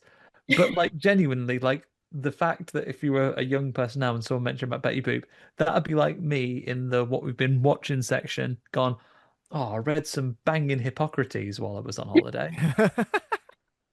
Hell yeah. Absolutely. Yeah. I read some of Socrates' finest musings on things. Diogenes has got nothing on him. Yeah. Okay. In terms of the cast, we obviously got Katharine Isabelle as Mary Mason. She's the medical student and aspiring surgeon. I'd say just surgeon. She's pretty shit hot, isn't she? Everything she does. Antonio Cupo as Billy Barker, the owner of the strip club where Mary applies for a job. Tristan Risk is Beatrice Johnson, old Betty Boop. David Longren is Dr. Alan Grant. Surely not. yeah, like that's got to be deliberate, surely. Could not believe it. First of all, keep Alan Grant's name out of your Out of your goddamn mouth. mouth. Don't turn him into some sort of horrible, deranged pervert. Alan Grant, whilst he might hate kids and have a very young girlfriend, apparently, by all senses, Laura Dern was a lot younger than him in Jurassic Park 1993. Other than that, he's a bloody lovely man and a hero. Right? Yeah, absolute hero. Can you imagine though, if in a later scene when he'd been knocked out and when he was waking up and thing, if he'd been like, Helen, she was a velociraptor. Alan. Oh. And then I guess we've got Paula Lindbergh as Ruby Real Girl, who wishes to become a human doll, and then John Emmett Tracy as Detective Dolor, a police detective who is suspicious of Mary's involvement. I don't do an American accent because he's English, isn't he? A police detective who's that's how he talks. And is this person is it Mr. Real Girl, Ruby's husband? We need to mention as well. Yeah, we probably do need to mention him because he's a pivotal plot element, despite not being in the film until the last 10 minutes. Yeah, like what, 30 seconds? Like what? It's like a 10 seconds that are like, this is who he is, and then It reminded me of Scream 7's killer reveal, where you go, who? Where you do the Snoop Dogg who meme. It's literally one of those where I just go, the fuck's that? Who are you again? Wait a minute, who are you supposed to be? Yeah.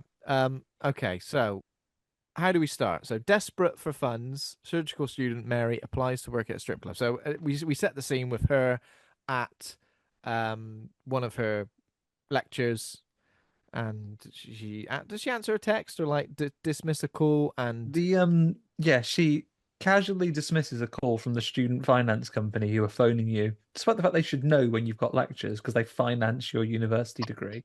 Yeah. Send a fucking letter, you dogs. But like so they're phoning her, and she very quickly, within seconds, dismisses the call. Yeah.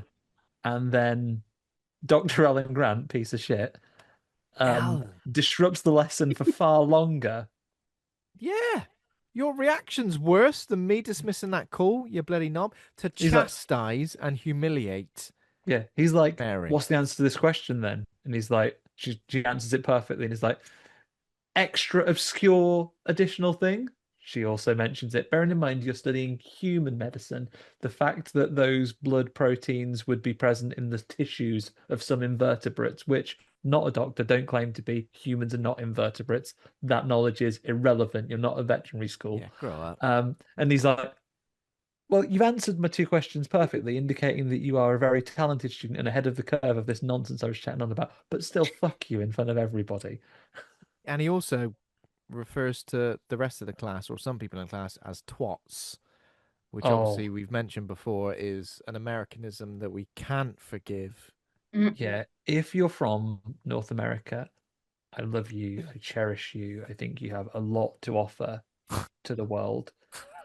And there's very little that your people or any people can't achieve if they truly put their mind to it. But your people can't say twat. No, Expand that you A. shouldn't try.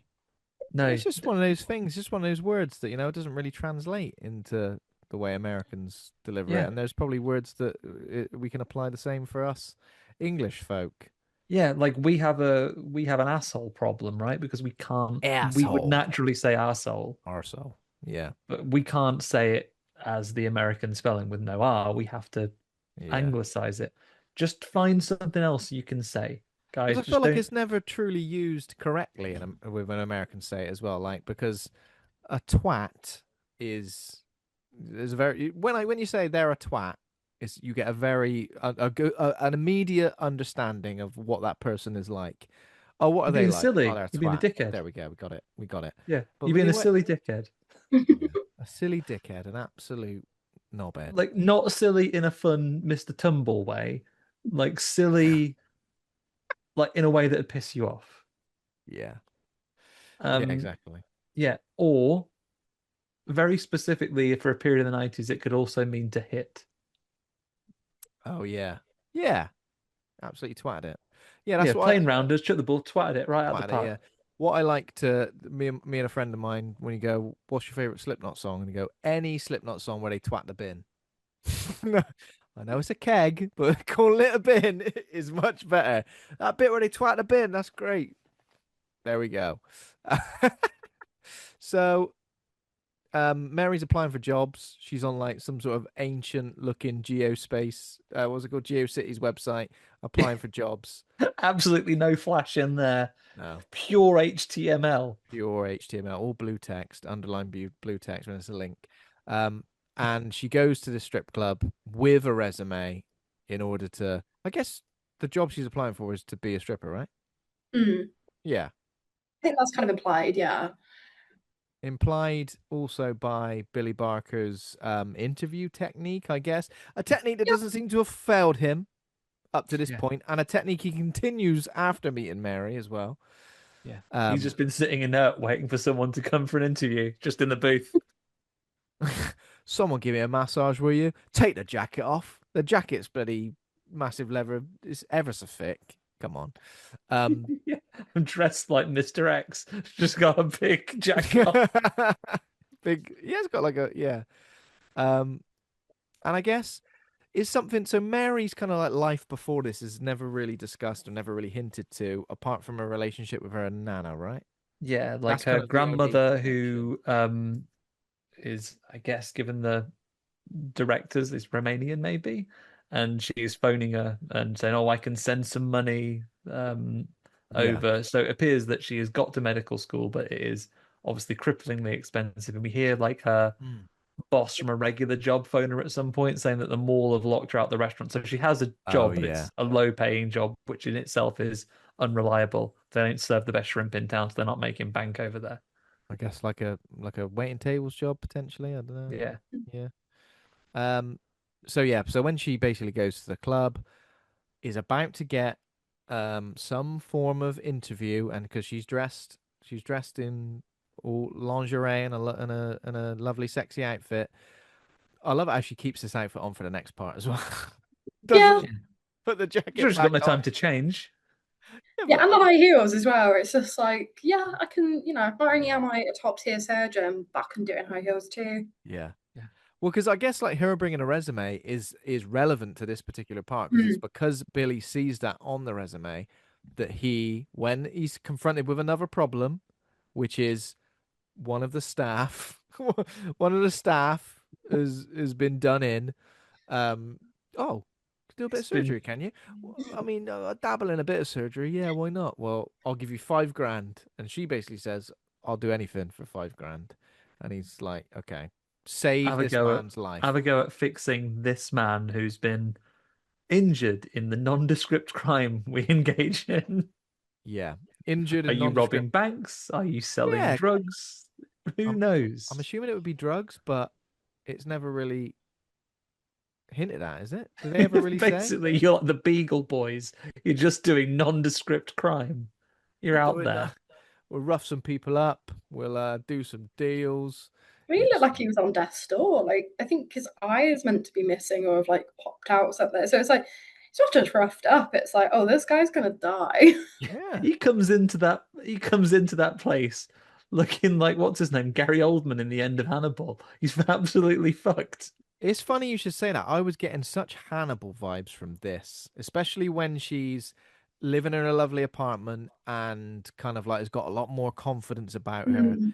I got the vibe. I got more Hannibal series vibe. Hmm. That her character kind of felt like she fit into that world a bit. And something you mentioned to me, Andy, where you said this would work great as a series. Yeah. I feel like at some point in this, they probably had enough. It's almost, and this isn't meant in a negative way because they're the bastions of storytelling. It's almost soap opera-ish. You could give American Mary could be a soap opera and she could be the main character and her dalliances with crime could be one side. And then you have the rape revenge bit. You know, you could have had her battling to what she truly wants to be. Does she want to go into medicine? Does she want to get into the cosmetic side of things? Is she drawn into this life of crime? You could be getting rid of all sorts of bad doctor characters and have an ongoing thing with that police detective because it is ultimately a film and we'll come to it. I feel like it's forced to wrap itself up pretty quickly. It Oh feels yeah, like they were absolutely. filming a lot of this and then at some point they went, shit, we've got 85 minutes, knock it off in the next 5, will you? And it does just end. I Yeah, I feel like yeah. because it just doesn't have an antagonist. We've got an antagonist who immediately gets kind of like taken out by this kind of by America Mary discovering what she's capable of. And then like maybe the police detective becomes a little bit the antagonist, but not really because it's just I'm just doing my bloody job, all He's right? I'm not just trying. threatening and he sort of wants to help. You know, He's not again, if this is a threatening. There's series, does he become a romantic like it needed potential? like somebody to enter into her life who perhaps seemed like they had good intentions, but over time maybe someone that she was working with alongside, maybe someone that there was a new client or something like that. It really does feel like they kind of just panic, look Maybe old around Billy for Bob could have done something rather than just going, "Do you want to come to Vegas with me tomorrow?" Yeah, maybe. Goodbye from this film. See yeah, ya. and it just felt like they just went right. We've kind of got because that was a whole other story going on, wasn't it? With the Betty Boop and Ruby Real Girl, that was a whole other story going on with that guy. That was a film in itself, like whatever he Yeah. was doing with them, and then they kind of just went, oh, and Katharine Isabelle and American Mary is brought into this because she kind of knows them. Yeah, I don't Tell you know. what, we've talked about a film that was mysteriously made into a mad trilogy. Didn't really have enough going for it in The Strangers. Make this into a mad trilogy. Yeah, That could be fun. yeah, it would have been fun Katharine because I Isabelle's just still about. She could do it. because I don't know how you feel about this, either of you, but I'll ask you, Sarah. Because how do you feel about good for her films when the her, the titular her dies? Because that frustrates me. I'll talk Yeah. about, I'll talk about, for example, and this is a spoiler, Promising Young Woman. Mm. I felt like that kind of like full stop of the film and the way she died for me didn't necessarily undo the entire film, but I felt like the messaging of the film is a lot more muddy now that she also dies at the hands of somebody who has committed these acts upon her and other women. Mm. When that happens, like a guy who has killed more than one character in this film and now also kills the titular character, as a good for her film, I feel like it kind of loses its meaning a little bit. I don't know how you feel about that. Yeah, in a way. Because I think for me, yeah, I think what I like about a good for her film, like, I mean, to be fair, like obviously by the end of it, they've all gone through it. Like no one's coming out smiling, but at least, apart from maybe Samara Weaving's character in Ready or Not, but I think she's probably just so done with everything that she's like, yeah, sure. Yeah. She's just, I'm just glad to have a cigarette and sit down, to be honest.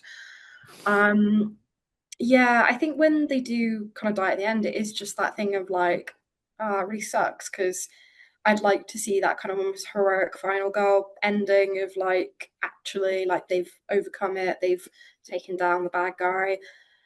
It kind of, but then at the same time, I suppose like you still got to live with it. And what does that look like? And in a weird way, it makes me think of how they handled like The Last of Us 2, where you kind of see obviously Ellie going on that whole revenge spree, has this opportunity of a lovely life, turns her back on it, and then obviously when she goes back to see Dina and the baby, it's like, oh shit. And just having that as an ending was, oh, it was heart wrenching. So that's kind of the only other reality we would get. Like you don't kill people or go through that much trauma and get to the end of it and go, yeah, cool, I'm fine now. Like, there is going to be, and also there's going to be real world consequences of all that. Like, eventually, I mean, obviously, unless she'd, when she did kill the cop, the doctor was found. Yeah, eventually she would have been linked to those disappearances. Eventually, someone may have told her, like, there wasn't really a situation she was going to end up the winner in. No. And her poker face wasn't great either. I feel like me. Yeah, it was quite obvious she was lying. Someone Shut who's the not door. qualified. Shut the door. But I was like, oh, come on. Try a bit harder. Yeah. What? Someone's missing? Are you serious? What, you think I'm involved? Grow up. She's like, what? Missing? If this was like a murder mystery program, what would happen is he would accuse her, and then the way you would throw off the scent was to go, yeah, he did do something terrible to me, so I'm not fucking interested in helping you finding him, but I've got nothing to do with it. And they'd go, okay. I like the cut of your jib, yes. Yeah.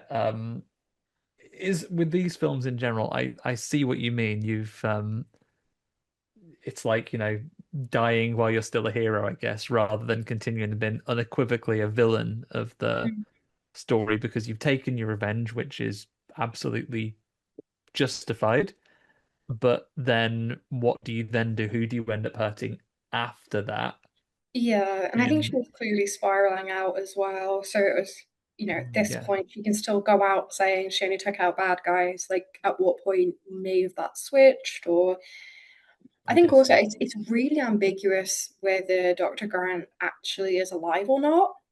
And I like to think that they left him alive because to me, even though she does die, the fact that he's got to live the rest of his life like that, that's like good karma. Yeah, you have Have to it, live Dr. with Dr. Grant, the bad one.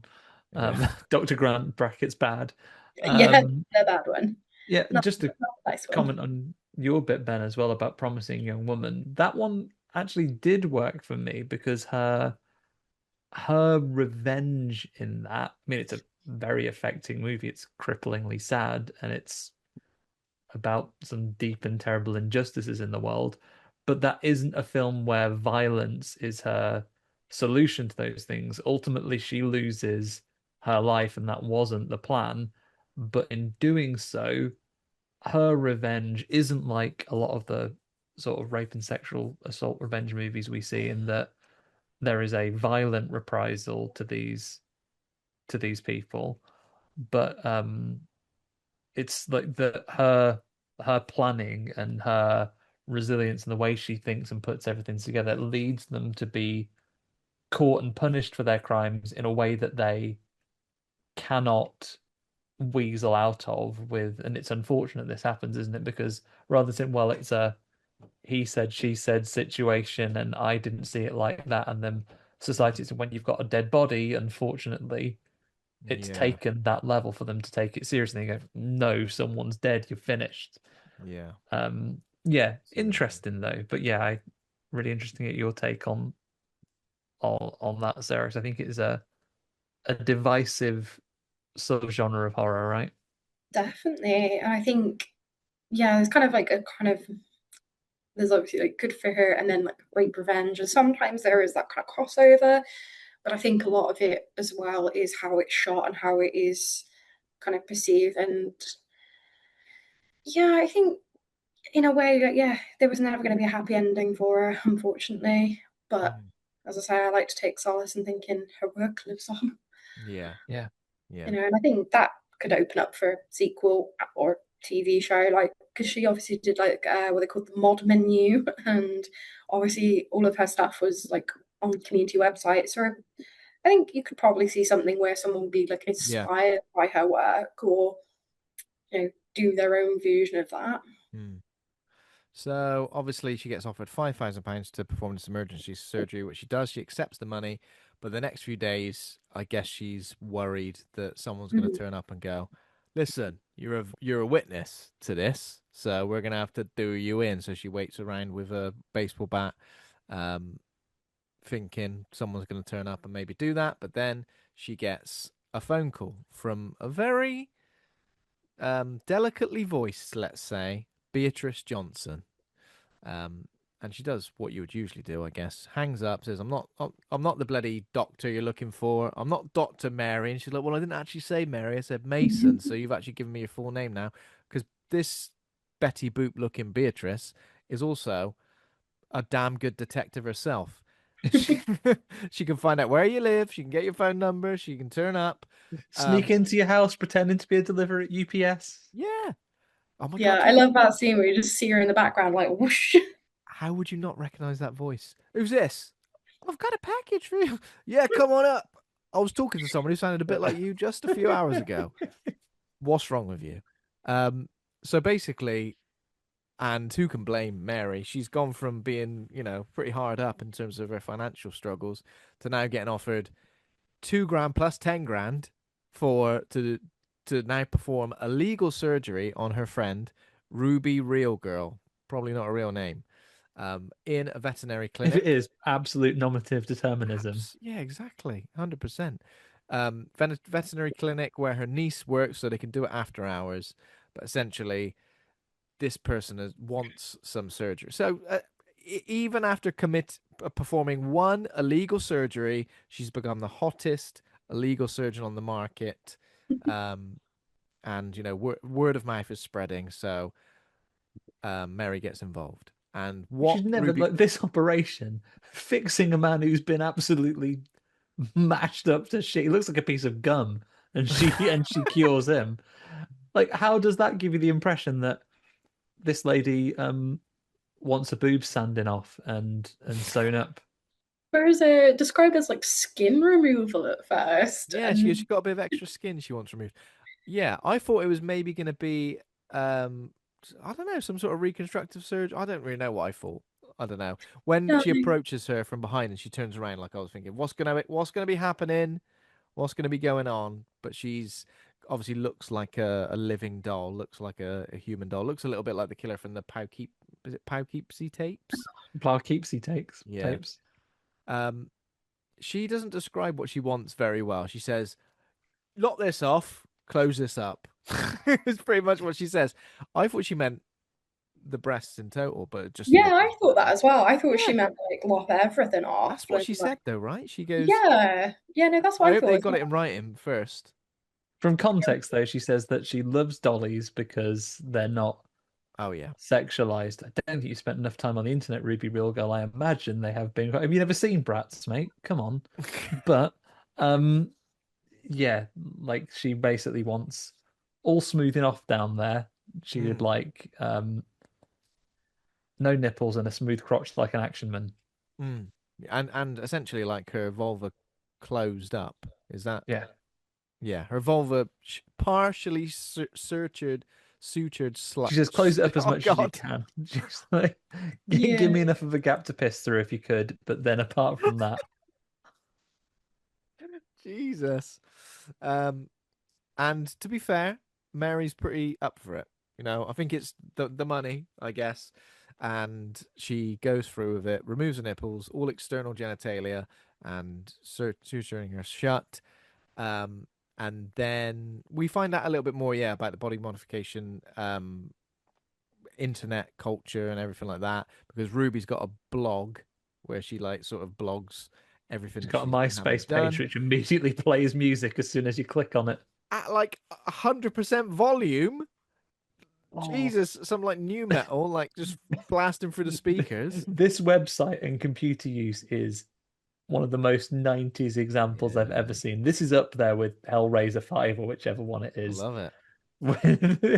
The experience of the early internet. So it introduces Mary to the world of extreme body modification, and I guess like connects her to people in that universe as well. Yeah, and then that basically gets her more clients. She begins her residency in this kind of like surgical space, and oh yeah, She's missed sorry. a lecture, so she's missed one lecture. So that horrible teacher phones up again and goes, You're an anything worse than you know, I don't know what your experience with college or university was, but in my experience, once you'd finished being 16 and been at school, they've already got your money. They don't fucking care whether you go or not. Yeah, that's true. That is true. If any of my lecturers, when I couldn't be bothered to catch a train to Coventry, phoned me and said, where bloody are you? You weren't in criminology today. If I don't see you tomorrow, I'm going to personally beat you. What's your problem, mate? Yeah, too intense. So her teachers and mentors praise her promising skills as she continues with this. She has to like break the news to some family that the dad's dead, right? What's this absolute psycho as well? The other doctor's like, going and telling the dad's poorly. All right, comes back out. How are they? They're sad, obviously. The dad's poorly. Now go in and tell him he's dead. Yeah, If I sure. find my trauma, my grief was being weaponized to teach this young lady how to be a good doctor, I'll be fuming. And yeah, off the back of this, the fact that she's doing so well, she gets invited by a doctor named Dr. Walsh to what she believes is a networking party, um, with several of the head surgeons at her hospital. I mean, there's bad vibes all over the place because they go there. Obviously, everyone's drinking. There's live music, but also like one of the doctors at one point says like, "Oh, some of the men are in there, and the other men are like they're described as the men rather than it being like doctors in a network part." I feel like if you turned up and you were the only woman, you would get red flags immediately. Right? And he's like, "Come about 11, we'll be cooking by then." Yeah, I think also like as you kind of see the camera pan, you do see that they've got women like in underwear and stuff, which you immediately kind of go, wait a minute, what kind of party is this? This is just you make the backroom surgery and shrimp place look real classy. Yeah, exactly. I was getting far less red flags from the strip club with Betty Boop on stage than I was. At least the gangster owner of that place sits inertly when you're not doing something with him actively. Ever so creepy. Not around being a predator. Exactly. And it goes south pretty quickly, you know. I wasn't sure exactly what was going to happen, but the fact that it was the doctor, wait, he was her. What was he to her again? So we had like the lecturer, and then we had we also had the guy who'd been thrown around the hospital. So it's like the consultant that's overseeing her as a junior. It's almost like he was the facilitator, in order for the lecturer to perform this act as well. Yeah, they were all in it together. They're all in it together. And also one of the other guys she meets, nakedly psychotic. He's like, "Oh, I cut people over a living." I've met a few surgeons in my time. None of them even half as insane as these guys. Yeah, like they make Patrick Bateman look pretty normal. Yeah. Again, he wouldn't want anything to do with these bunch of weirdos. No, absolutely not. Like I feel like at that point, that was the point. Right, I'm okay. I think I've misread the vibes of this. I'm going home. Yeah. Like any excuse, leave. Definitely don't consume any liquid given to you, that you haven't poured yourself. I guess it's no, and yeah, it goes south very quickly. She drinks. She obviously gets drugged, and then she is raped by a former teacher, who records it. And that is what causes Mary to then drop out of her residency. But that is also what flips a switch in her, I guess, which is like from the world, the seedy world that, well, seedy to describe both sides of the world in this film, but the world of the body modification and the illegal surgery is far more my vibe than Yeah. allying myself with these fuckers. Because at least those guys, old Billy aside, and his interview techniques, pretty sound, to be honest. Supportive work community. Yeah, I feel kind of disappointed that Mary didn't confront him about that, or maybe even give him some sort of comeuppance for that as well, Billy. I thought we were going to get it a little bit Or like later, even a but warning, right? Because yeah, we know that he's a bit afraid of her. Mm. I thought that there was a moment later when she walks in on Billy and someone else, and I was disappointed. Again, I don't know how either of you two feel that she directed her rage Yeah. On the as like a woman. jealousy, as like an attack of jealousy, and I was a bit like, I don't know if I believe that from American Mary. Yeah, I think that was the only bit of the movie I'd say really didn't make a lot of sense. Like, it's obvious she's kind of losing her grip at that point and very, I mean, she's just casually carrying around a saw. And I Yeah, do like how she is just in the bathroom, like laying out the tools, really. Like, that's the yeah, bit I'd say is very American Psycho, that level of like just completely disconnected from everything. But yeah, I feel like definitely anger was directed at the wrong person. And I feel like that was the bit that yeah, was a bit like we've gone for quite a feminist message, we've gone for quite a mm, good for her thing, but you're going after effectively a victim of this system, Mm-hmm. yeah. You're not right. Billy, who is taking advantage of these women, taking advantage of the fact that, nobody's going there because they want a stable job. They're going there because they're desperate. He's Yeah, clearly taking advantage of his position. And yeah, the fact that she doesn't call him out on it or at least kind of yeah. threaten him with something is a Gotta bit say to her, yeah. disappointing. Support women for once in your life, American Mary. Come on. Yeah, like I feel like that would have been more enjoyable, Well, I but guess the way that she like basically not forces, but I guess coerces her into like leaving anyway, and then she goes, "Oh, I didn't realize she'd do that." I guess is like somehow indirectly like her rescuing her from that life, maybe. But the way it's mm, done and the way So, the way it's done and the way that Billy pretty much doesn't get any repercussions for that in this story mm. is kind I of hadn't yeah. really thought about it like that. Like as you say, almost like showing her like, oh, this is the kind I am the kind of person they're dealing with. yeah, Like I am the kind of person they employ. Like actually, you're in a pretty dangerous situation. yeah, But even like when she walks into the bathroom to confront that lady, like there are two other people who just Run scatter. away. yeah. Yeah. Yeah, so she's clearly got this reputation and clearly people are Mm, scared of her. So yeah, maybe if that was what they were going for, but I don't think it really was no, paid. I Yeah. don't think it really paid off. There are some moments, and we'll come to them in a little bit, where there are some weirdly placed aggressions, and Mm, I don't know if it's just not thought of and it's just intended to carry the vibe of the film. We'll come to the other one in a little while, and I'll mention it when we get there instead of with scattering. But the mm. first thing she does is, this thing has been mentioned, snapped in her head, and she's going to take revenge on Dr. Alan Grant, brackets bad, by capturing him. And when he's been captured by her friends, the crooks, she's like, Do us a do you want to solid. earn five? Do you want to earn $5,000? Do Oh a yeah, kidnapping for me, this please. is my 5 grand. Should we just keep exchanging this 5 grand It's until like the other working in guy? it's like working in independent comics, men. The £20 that you pass in between all of you. Um, the So she goes, Billy, you do a kidnapping for me. I'll give you exactly $5,000. Brilliant. He does that, and she goes, right, you're a horrible bloke. You've been captured.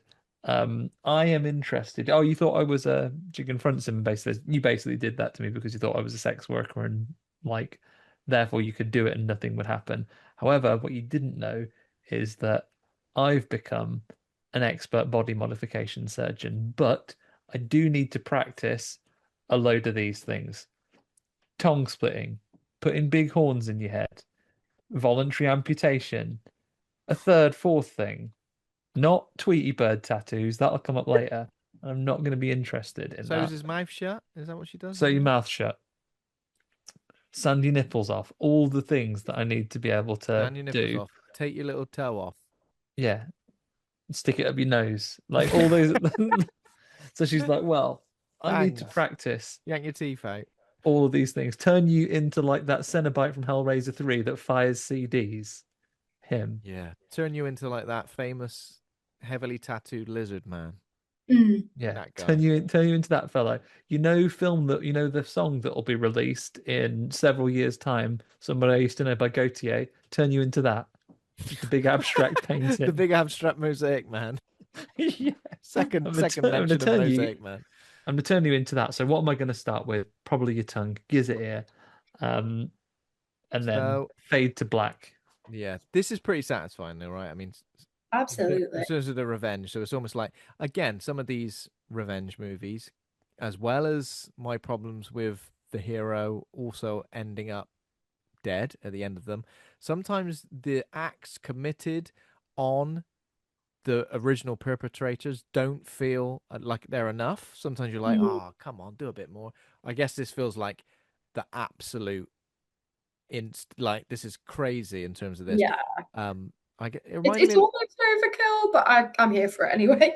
Yeah, I mean, it's almost like, right, you do that to me, you commit this one act to me, like, against my will, then I'm gonna escalate. I'm going to escalate to such a degree where now I'll do whatever I want to you, inflict as much pain on you. You've basically taken my body and turned it into, taken away my autonomy, turned me into your plaything. That is exactly what's going to happen to you, times 100. So Yeah. have it. I'm Yeah. gonna absolutely hellraiser you, mate. Yeah. Could have made him into a pinhead. That'd have been fun. Yeah, that would have been good, and kept alive. It reminded me a little bit of, again, I don't want to spoil this film, so I think if you haven't seen it, you should definitely watch it. But The Skin I Live In with Antonio Banderas as well. Oh yeah. Very, very interesting in terms of that. You know, a surgeon who uses their skills to inflict, not always just pain, but make almost like what American Mary is doing is building a lovely portfolio based on Such a good bit of portfolio work. yeah, and putting it straight onto that GeoCities website so that everyone in the body modification community can see it and come and get something. She's got a themselves. little visitor counter, joined a web ring, got a little guest book where you can sign in.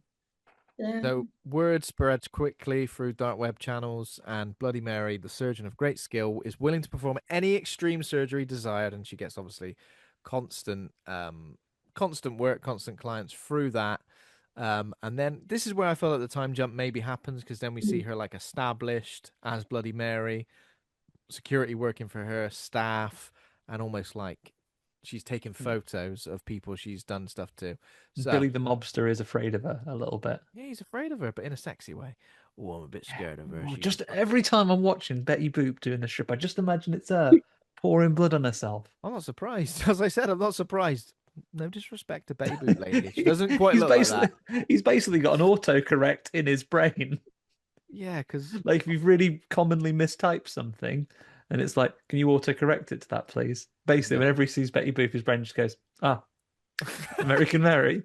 So when she's again, there's a horrible addition of Penis Man in this as well.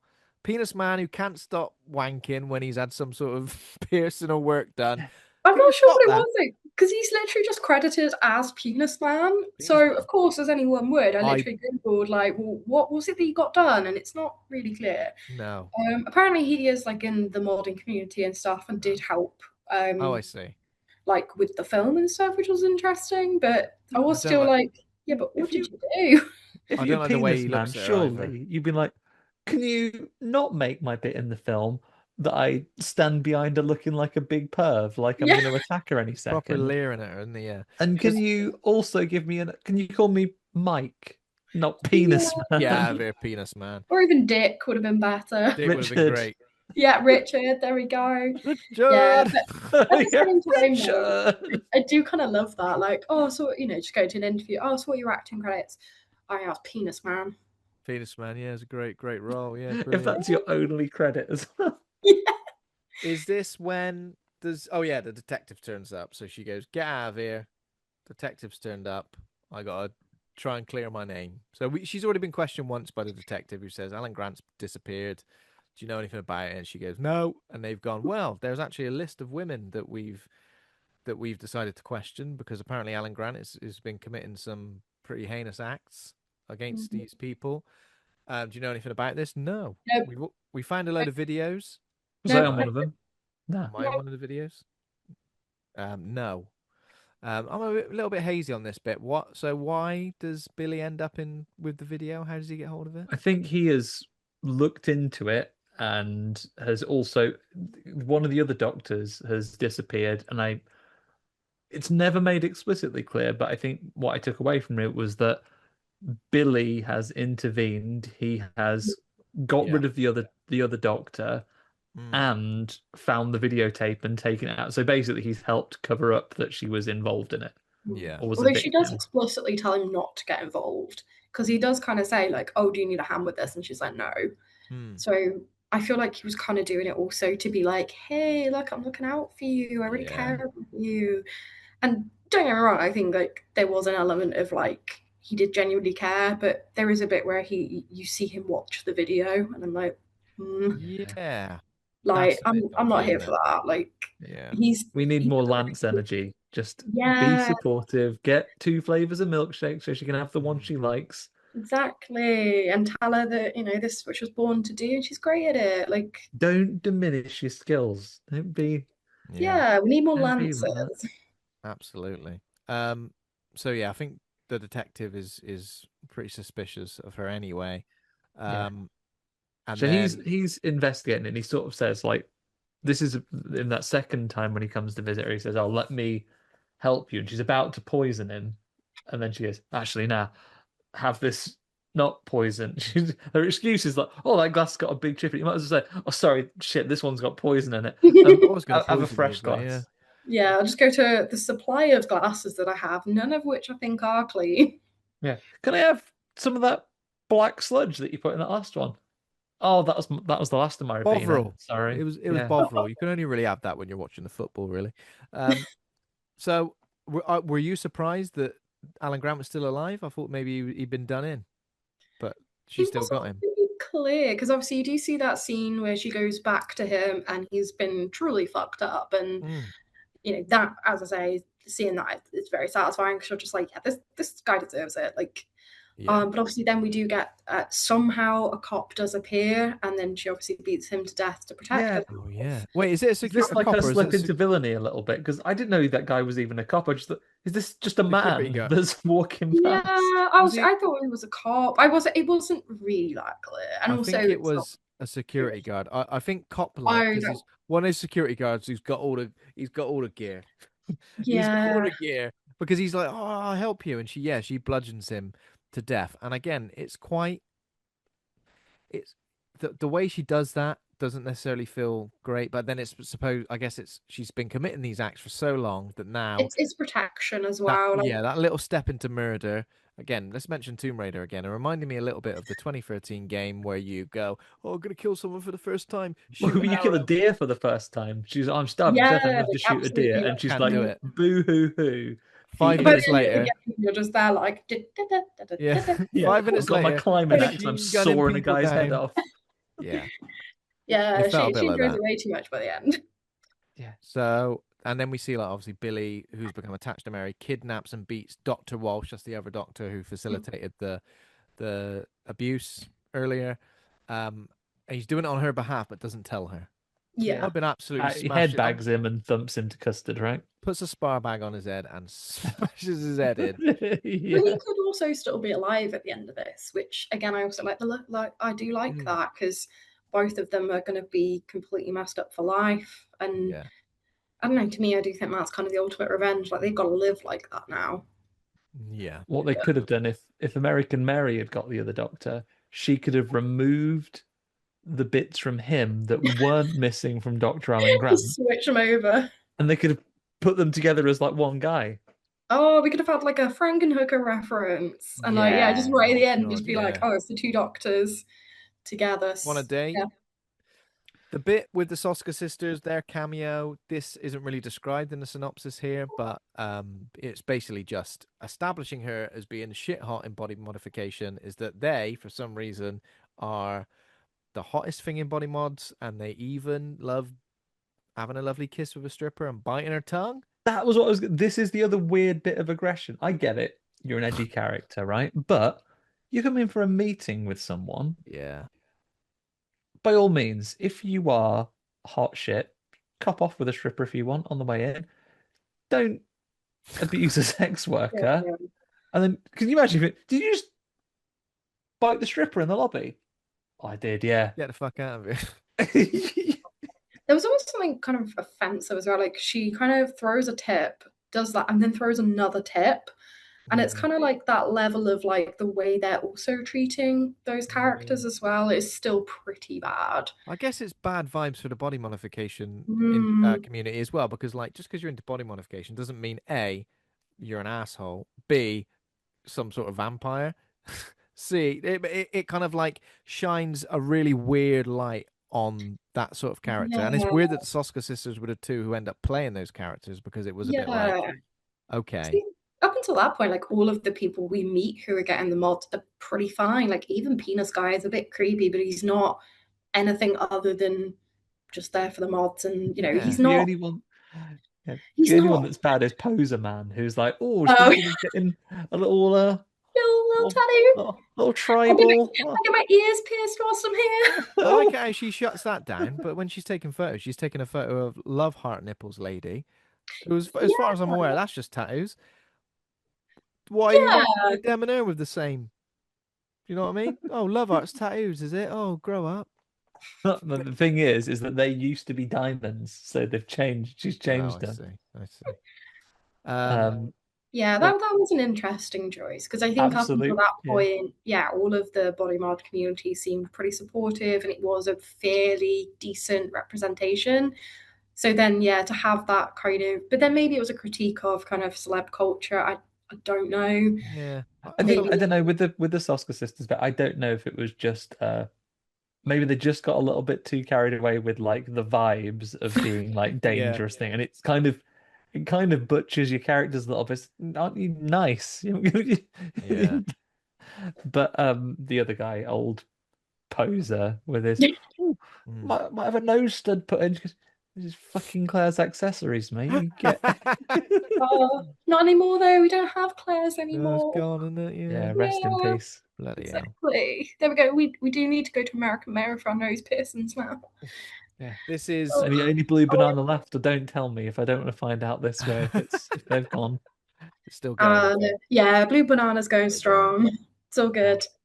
So this is like the final moments of Mary's downfall, which is her grandmother passes away. She deletes her as a contact, and her mental state away unfriends her on Facebook. Yeah. So her mental state who's Nana? Never heard of her. Never even heard of her. Who's that? So her mental state's deteriorating. She finds Billy getting a how do you describe it, Andy? Getting a gobby. That's right. From one of the strippers at the club, and jealously, yeah, that's a word. It's weird written down. Attacks the girl with surgical tools in the bathroom, and causes her to essentially like leave this world. Not in that way. Sorry, leave the world of organized crime / stripping, because of it. And again, we've already discussed. So listen, don't you try and go to sex work because you're out of options. Unless you be like me, use your surgical skills to forge your way in life. What do you think this means now in terms of a relationship with Billy? Like, what does this event mean? Like in terms, because like obviously they like each other, they appreciate each other, they're into each other, but they can't like get over this. He's scared of her, and she's and he doesn't do anything when she's not in the room. Yeah. I thought she just seemed really indifferent to him. And yeah, that's what I thought. That's why it was a bit of a shock, wasn't it? It was like, it did come out of nowhere, because I was like, the whole thing, it felt very, very one-sided, and very much like he was really into her and she just did not give a fuck. Let me try and break it down how I feel like it could be. Now I'm looking at it on paper. Mary's grandmother passes away, her last true connection to the real world. Yeah. Billy, the person who got her into this world, probably someone that there's a little bit of sexual tension. There's a little bit of a connection, even though they can't quite work out how that connection works for each other. Now that her grandmother's passed away, she's essentially got She's got nobody. no one, yeah. That is the person who maybe she feels the most connected to. And the second she sees him get receiving oral sex from someone else, it maybe triggers something in her head where she's like, I thought he liked me, obviously he doesn't. He's doing this with somebody else, and then that jealousy is just another kind of symptom of her mental state deteriorating, and then Yeah. she acts on it. I don't know. How can you blame him though if he hasn't updated his interview processes? If HR haven't changed those rules, he's just what? I got her to fill in the equality and diversity checklist. I've told her where the fire escapes are. The process, as outlined by our thing, is that this is what happens next. Didn't take the time to update it. Yeah, it's pretty. It's either really complex. Sorry, Sarah, go on. No, I can see your take actually. Like I say, having lost somebody, yeah, weirdly enough, I'd never considered that. Like as you say, like Billy is literally the closest thing to anybody she's got left. So yeah, no, I that does think make The sense. bird. I'm fumbling around in the dark for meaning because I feel like it was the part of the film, or this was the point of the film where everything that happens from now on doesn't quite compute with me. I feel Yeah. like they've set up so much and maybe not left themselves enough time to, or maybe picked just one direction that this could go. And I think the rivets are beginning to shake themselves apart in this very last scene, a Yeah. bit like the semblances of Mary's sanity, because then the final scene she really has with Billy, I think maybe we're disappointed, Sarah. We said, like, is there no confrontation with him about a trip? She does look at the camera, so maybe that is a warning to him as well, or like a point that it's because that shot in the bathroom, we do see it through the POV of the Oh yeah, of security course. camera in the Yeah. toilets.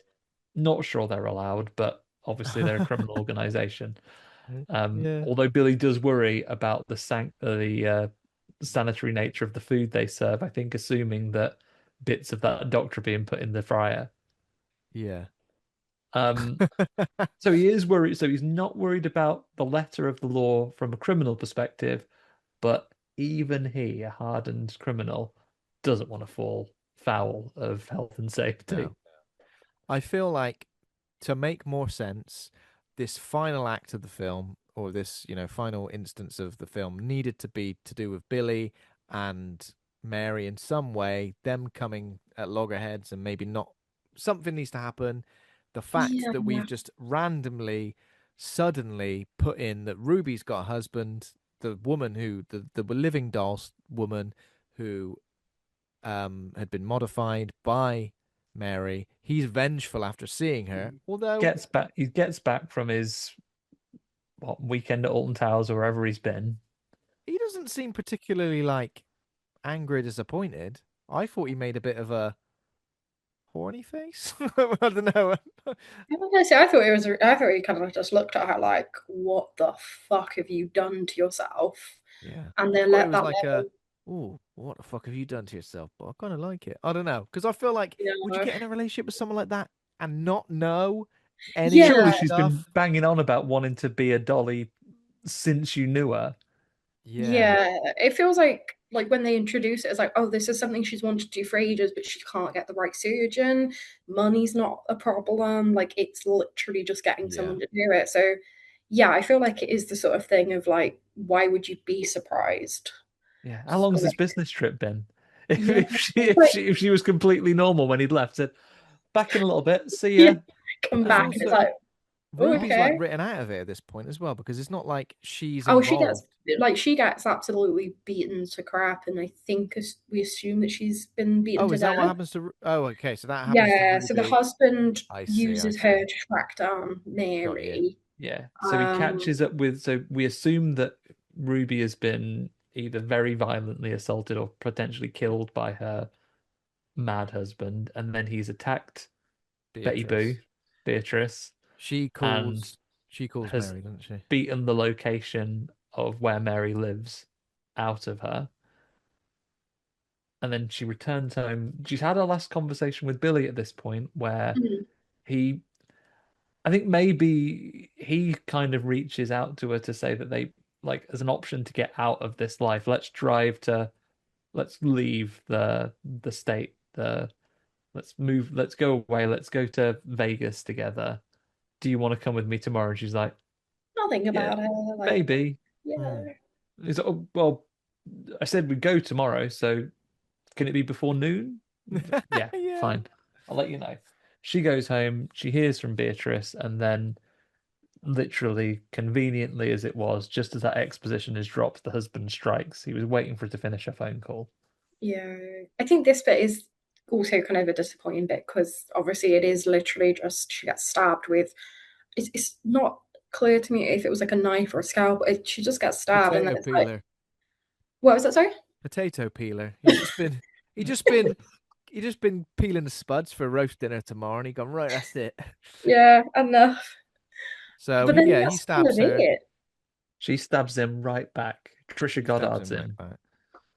And then that's it. It's just like I feel like it needed a longer fight sequence or like something a little bit more. It's someone she's never met before. It had absolutely Yeah, no consequence. It meant nothing. She'd seen a photo, and we get that kind of like flashback of her looking mm, at the photo, going, "Is this Ruby's boyfriend? Oh, that's her husband, and she's got many boyfriends." Except, Chekhov's murderer. He's right there in this yeah, I don't know. photo. I mean, I'm It glad felt, they did have that bit because I think if they'd done this without that tiny bit, it would be worse. yeah, But to be fair, by this point in the film, you've forgotten about the husband and you've kind of yeah, forgotten about Ruby yeah. We hadn't and thought about them for Beatrice. ages. Like they've gone. Like So, yeah. Mary attempts to obviously suture her wound shut, but ultimately, and there's a lot of iconic sequences of her crawling around, bleeding, and stuff like that. I say iconic because obviously Catherine Isabelle plus blood in this film just looks right. Yeah. And it kind of, I don't know, it would have made sense if she somehow saved herself, but still got caught, I guess. Baked to death and escaped. Yeah, maybe. I don't know. She would have done that. Maybe. Oh, there's a big pool of blood here. She's gone. I don't know. I guess she's something like completely that. dissolved into liquid. She's dissolved into liquid. Case closed. She's given herself Alex Mack surgery. She can turn into a complete puddle. Gone. And there we go. And that's it. She dies. I think it's quite a disappointing ending. She That dies. detective is he just looks, I think, Law and Order Special Victims Unit style. He's gonna go to his office after that and have a big sigh to go like, yeah, it was right there in front of me after all this time. He's gonna get congratulated for that. We got her. Well done. You didn't do a damn thing. You see the other guy like looking through like the mod menu, and you just see like his like expressions, just like Oh yeah. Oh my and you god. have that in the background, just like, what is this girl into?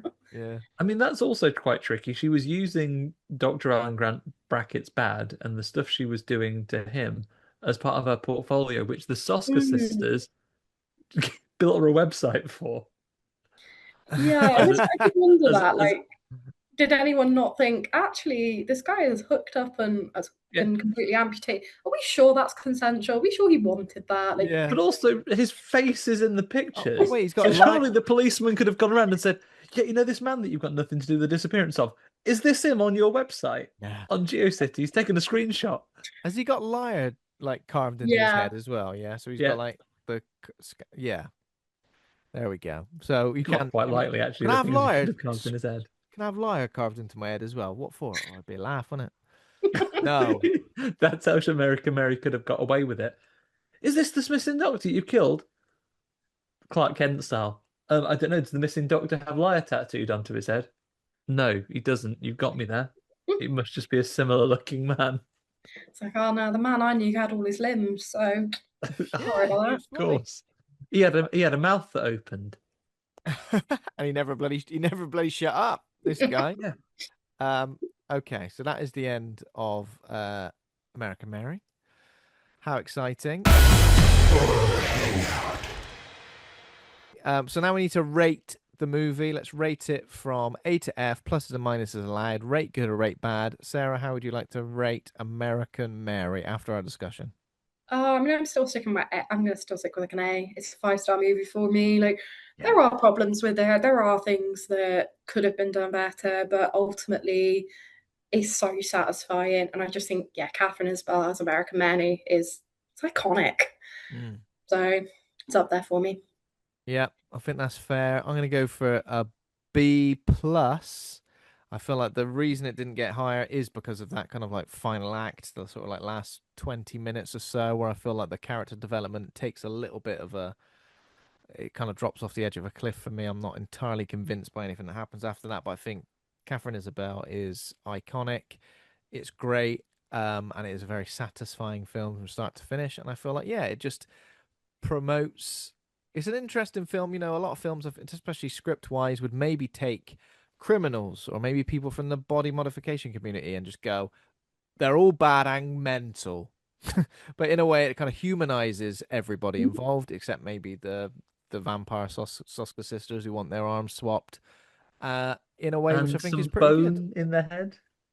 Yeah. Oh Oh yeah. yeah, they go like a it's like it's like some sort of like demon thing. So you only Yeah, get they want to be like like a quicker. drawing they've brought in. Yeah. Yeah, So yeah. yeah, I'm gonna go for a B plus. Andy. I'm going to go a straight B, I think. Some great performances. Katharine Isabelle, as you say, an iconic performer, horror royalty, absolutely. There's few people that pull off being absolutely drenched in blood as this Oh yeah. character. All practical effects in this movie as well. We didn't Yeah. mention that. All Okay. practically delivered by either through the cooperation of members of sort of the body modification community as well, like people who really have had these changes made to their bodies, and also for the effects work, all practical stuff, which is always really encouraging to see. Um, like I love the sort of delves into the communities that we get and the things that sort of run under the undercurrents of society. It has that sort of dark grittiness feel to it, which you get in films. Some of the best of the business, right? You get in films like Seven. This sort of real subculture undertone, like Nicolas Cage's 8mm. I don't know how well that holds up, but that kind of thing to it. The underground of the crime, it's got very sort of Manhunt vibes, energy to it as well. Everything Okay, yeah. feels gritty and dangerous, and those things are great things to recommend. I just feel like they had more story to begin with, and they didn't have possibly the resources or the time to have all those things realized. So maybe it makes it feel a bit disjointed in the practical cuts you had to make it run to time, when perhaps you had more story to tell, and that maybe left me a bit cold with the things that we didn't get to fully explore. The relationship with Billy, the detective narrative story. I feel like there's more to tell there, Yeah. which ultimately means I'm a little bit more disappointed that she was killed off. I would have liked maybe an ambiguous ending, like maybe we could have, with one change, maybe I feel a bit differently. We see the dead body of the murderous husband on the floor, and it ends with them opening the door to her studio. We never see whether her body's there or not. That's enough for me, I think. Yeah, Like a I little bit of mean, ambiguity and end. yeah, I mean, in Terrifier, like you see, like the first one, you see him being taken to the morgue, and then he gets supernaturally resurrected. We could Yeah. have done that route. Supernatural She could have, American yeah, Mary. she could Yeah, have Leslie supernatural. Vernon it. American Yeah, so Scary. yeah, supernatural surgeon. Why not? Yeah. Amazing. There we go. That's American Mary. Thank you so much for joining us, Sarah. It's been an absolute pleasure. That was a deep dive into American Mary, which was fun. Where can our listeners keep up to speed with you online? So I'm mostly just on Instagram, to be honest. I'm not particularly exciting. I just post a lot of photos of my cat. But I am Pixie Mel on Instagram. Or yeah, so it's just Pixie Mel. And you're on Letterboxd as well, right? Yes, I am on Letterboxd, Getting which I those feel reviews in, Sarah. yeah, I think that one, just double checking, that one is Sarah_Mel, but the link to that is also my Instagram. Cool. Yeah. We'll put links to that on the show notes, of course. Brilliant. Amazing. Thank you so much for joining us. It's been a pleasure. Thank you. Thanks to everybody for listening. If you enjoyed the show, become a patron over at patreon.com/horror hangout, where you can get early access to ad-free episodes, both in audio and video form. Thanks to Taj Easton for our theme music. Thanks to Acast and Rusty Quill for hosting the show. Please consider giving us a rating or review. We're on Instagram, Facebook, TikTok, YouTube, Threads, or horrorhangout.co.uk for everything in one place. And as previously mentioned, next week we're discussing Guillermo del Toro's Mimic with special guests Stuart Spark and Lindsay Crane. Looking forward to that. Looking forward to it. I haven't seen that one. Mimic for a long time. I'm looking forward to having an excuse to get back to it. Lovely to see you, Sarah. In the meantime, everybody, if you're looking away, find yourself a real supportive employment community, such as crime. Good night, everyone. Good night, everybody. Take care. Bye-bye. Bye.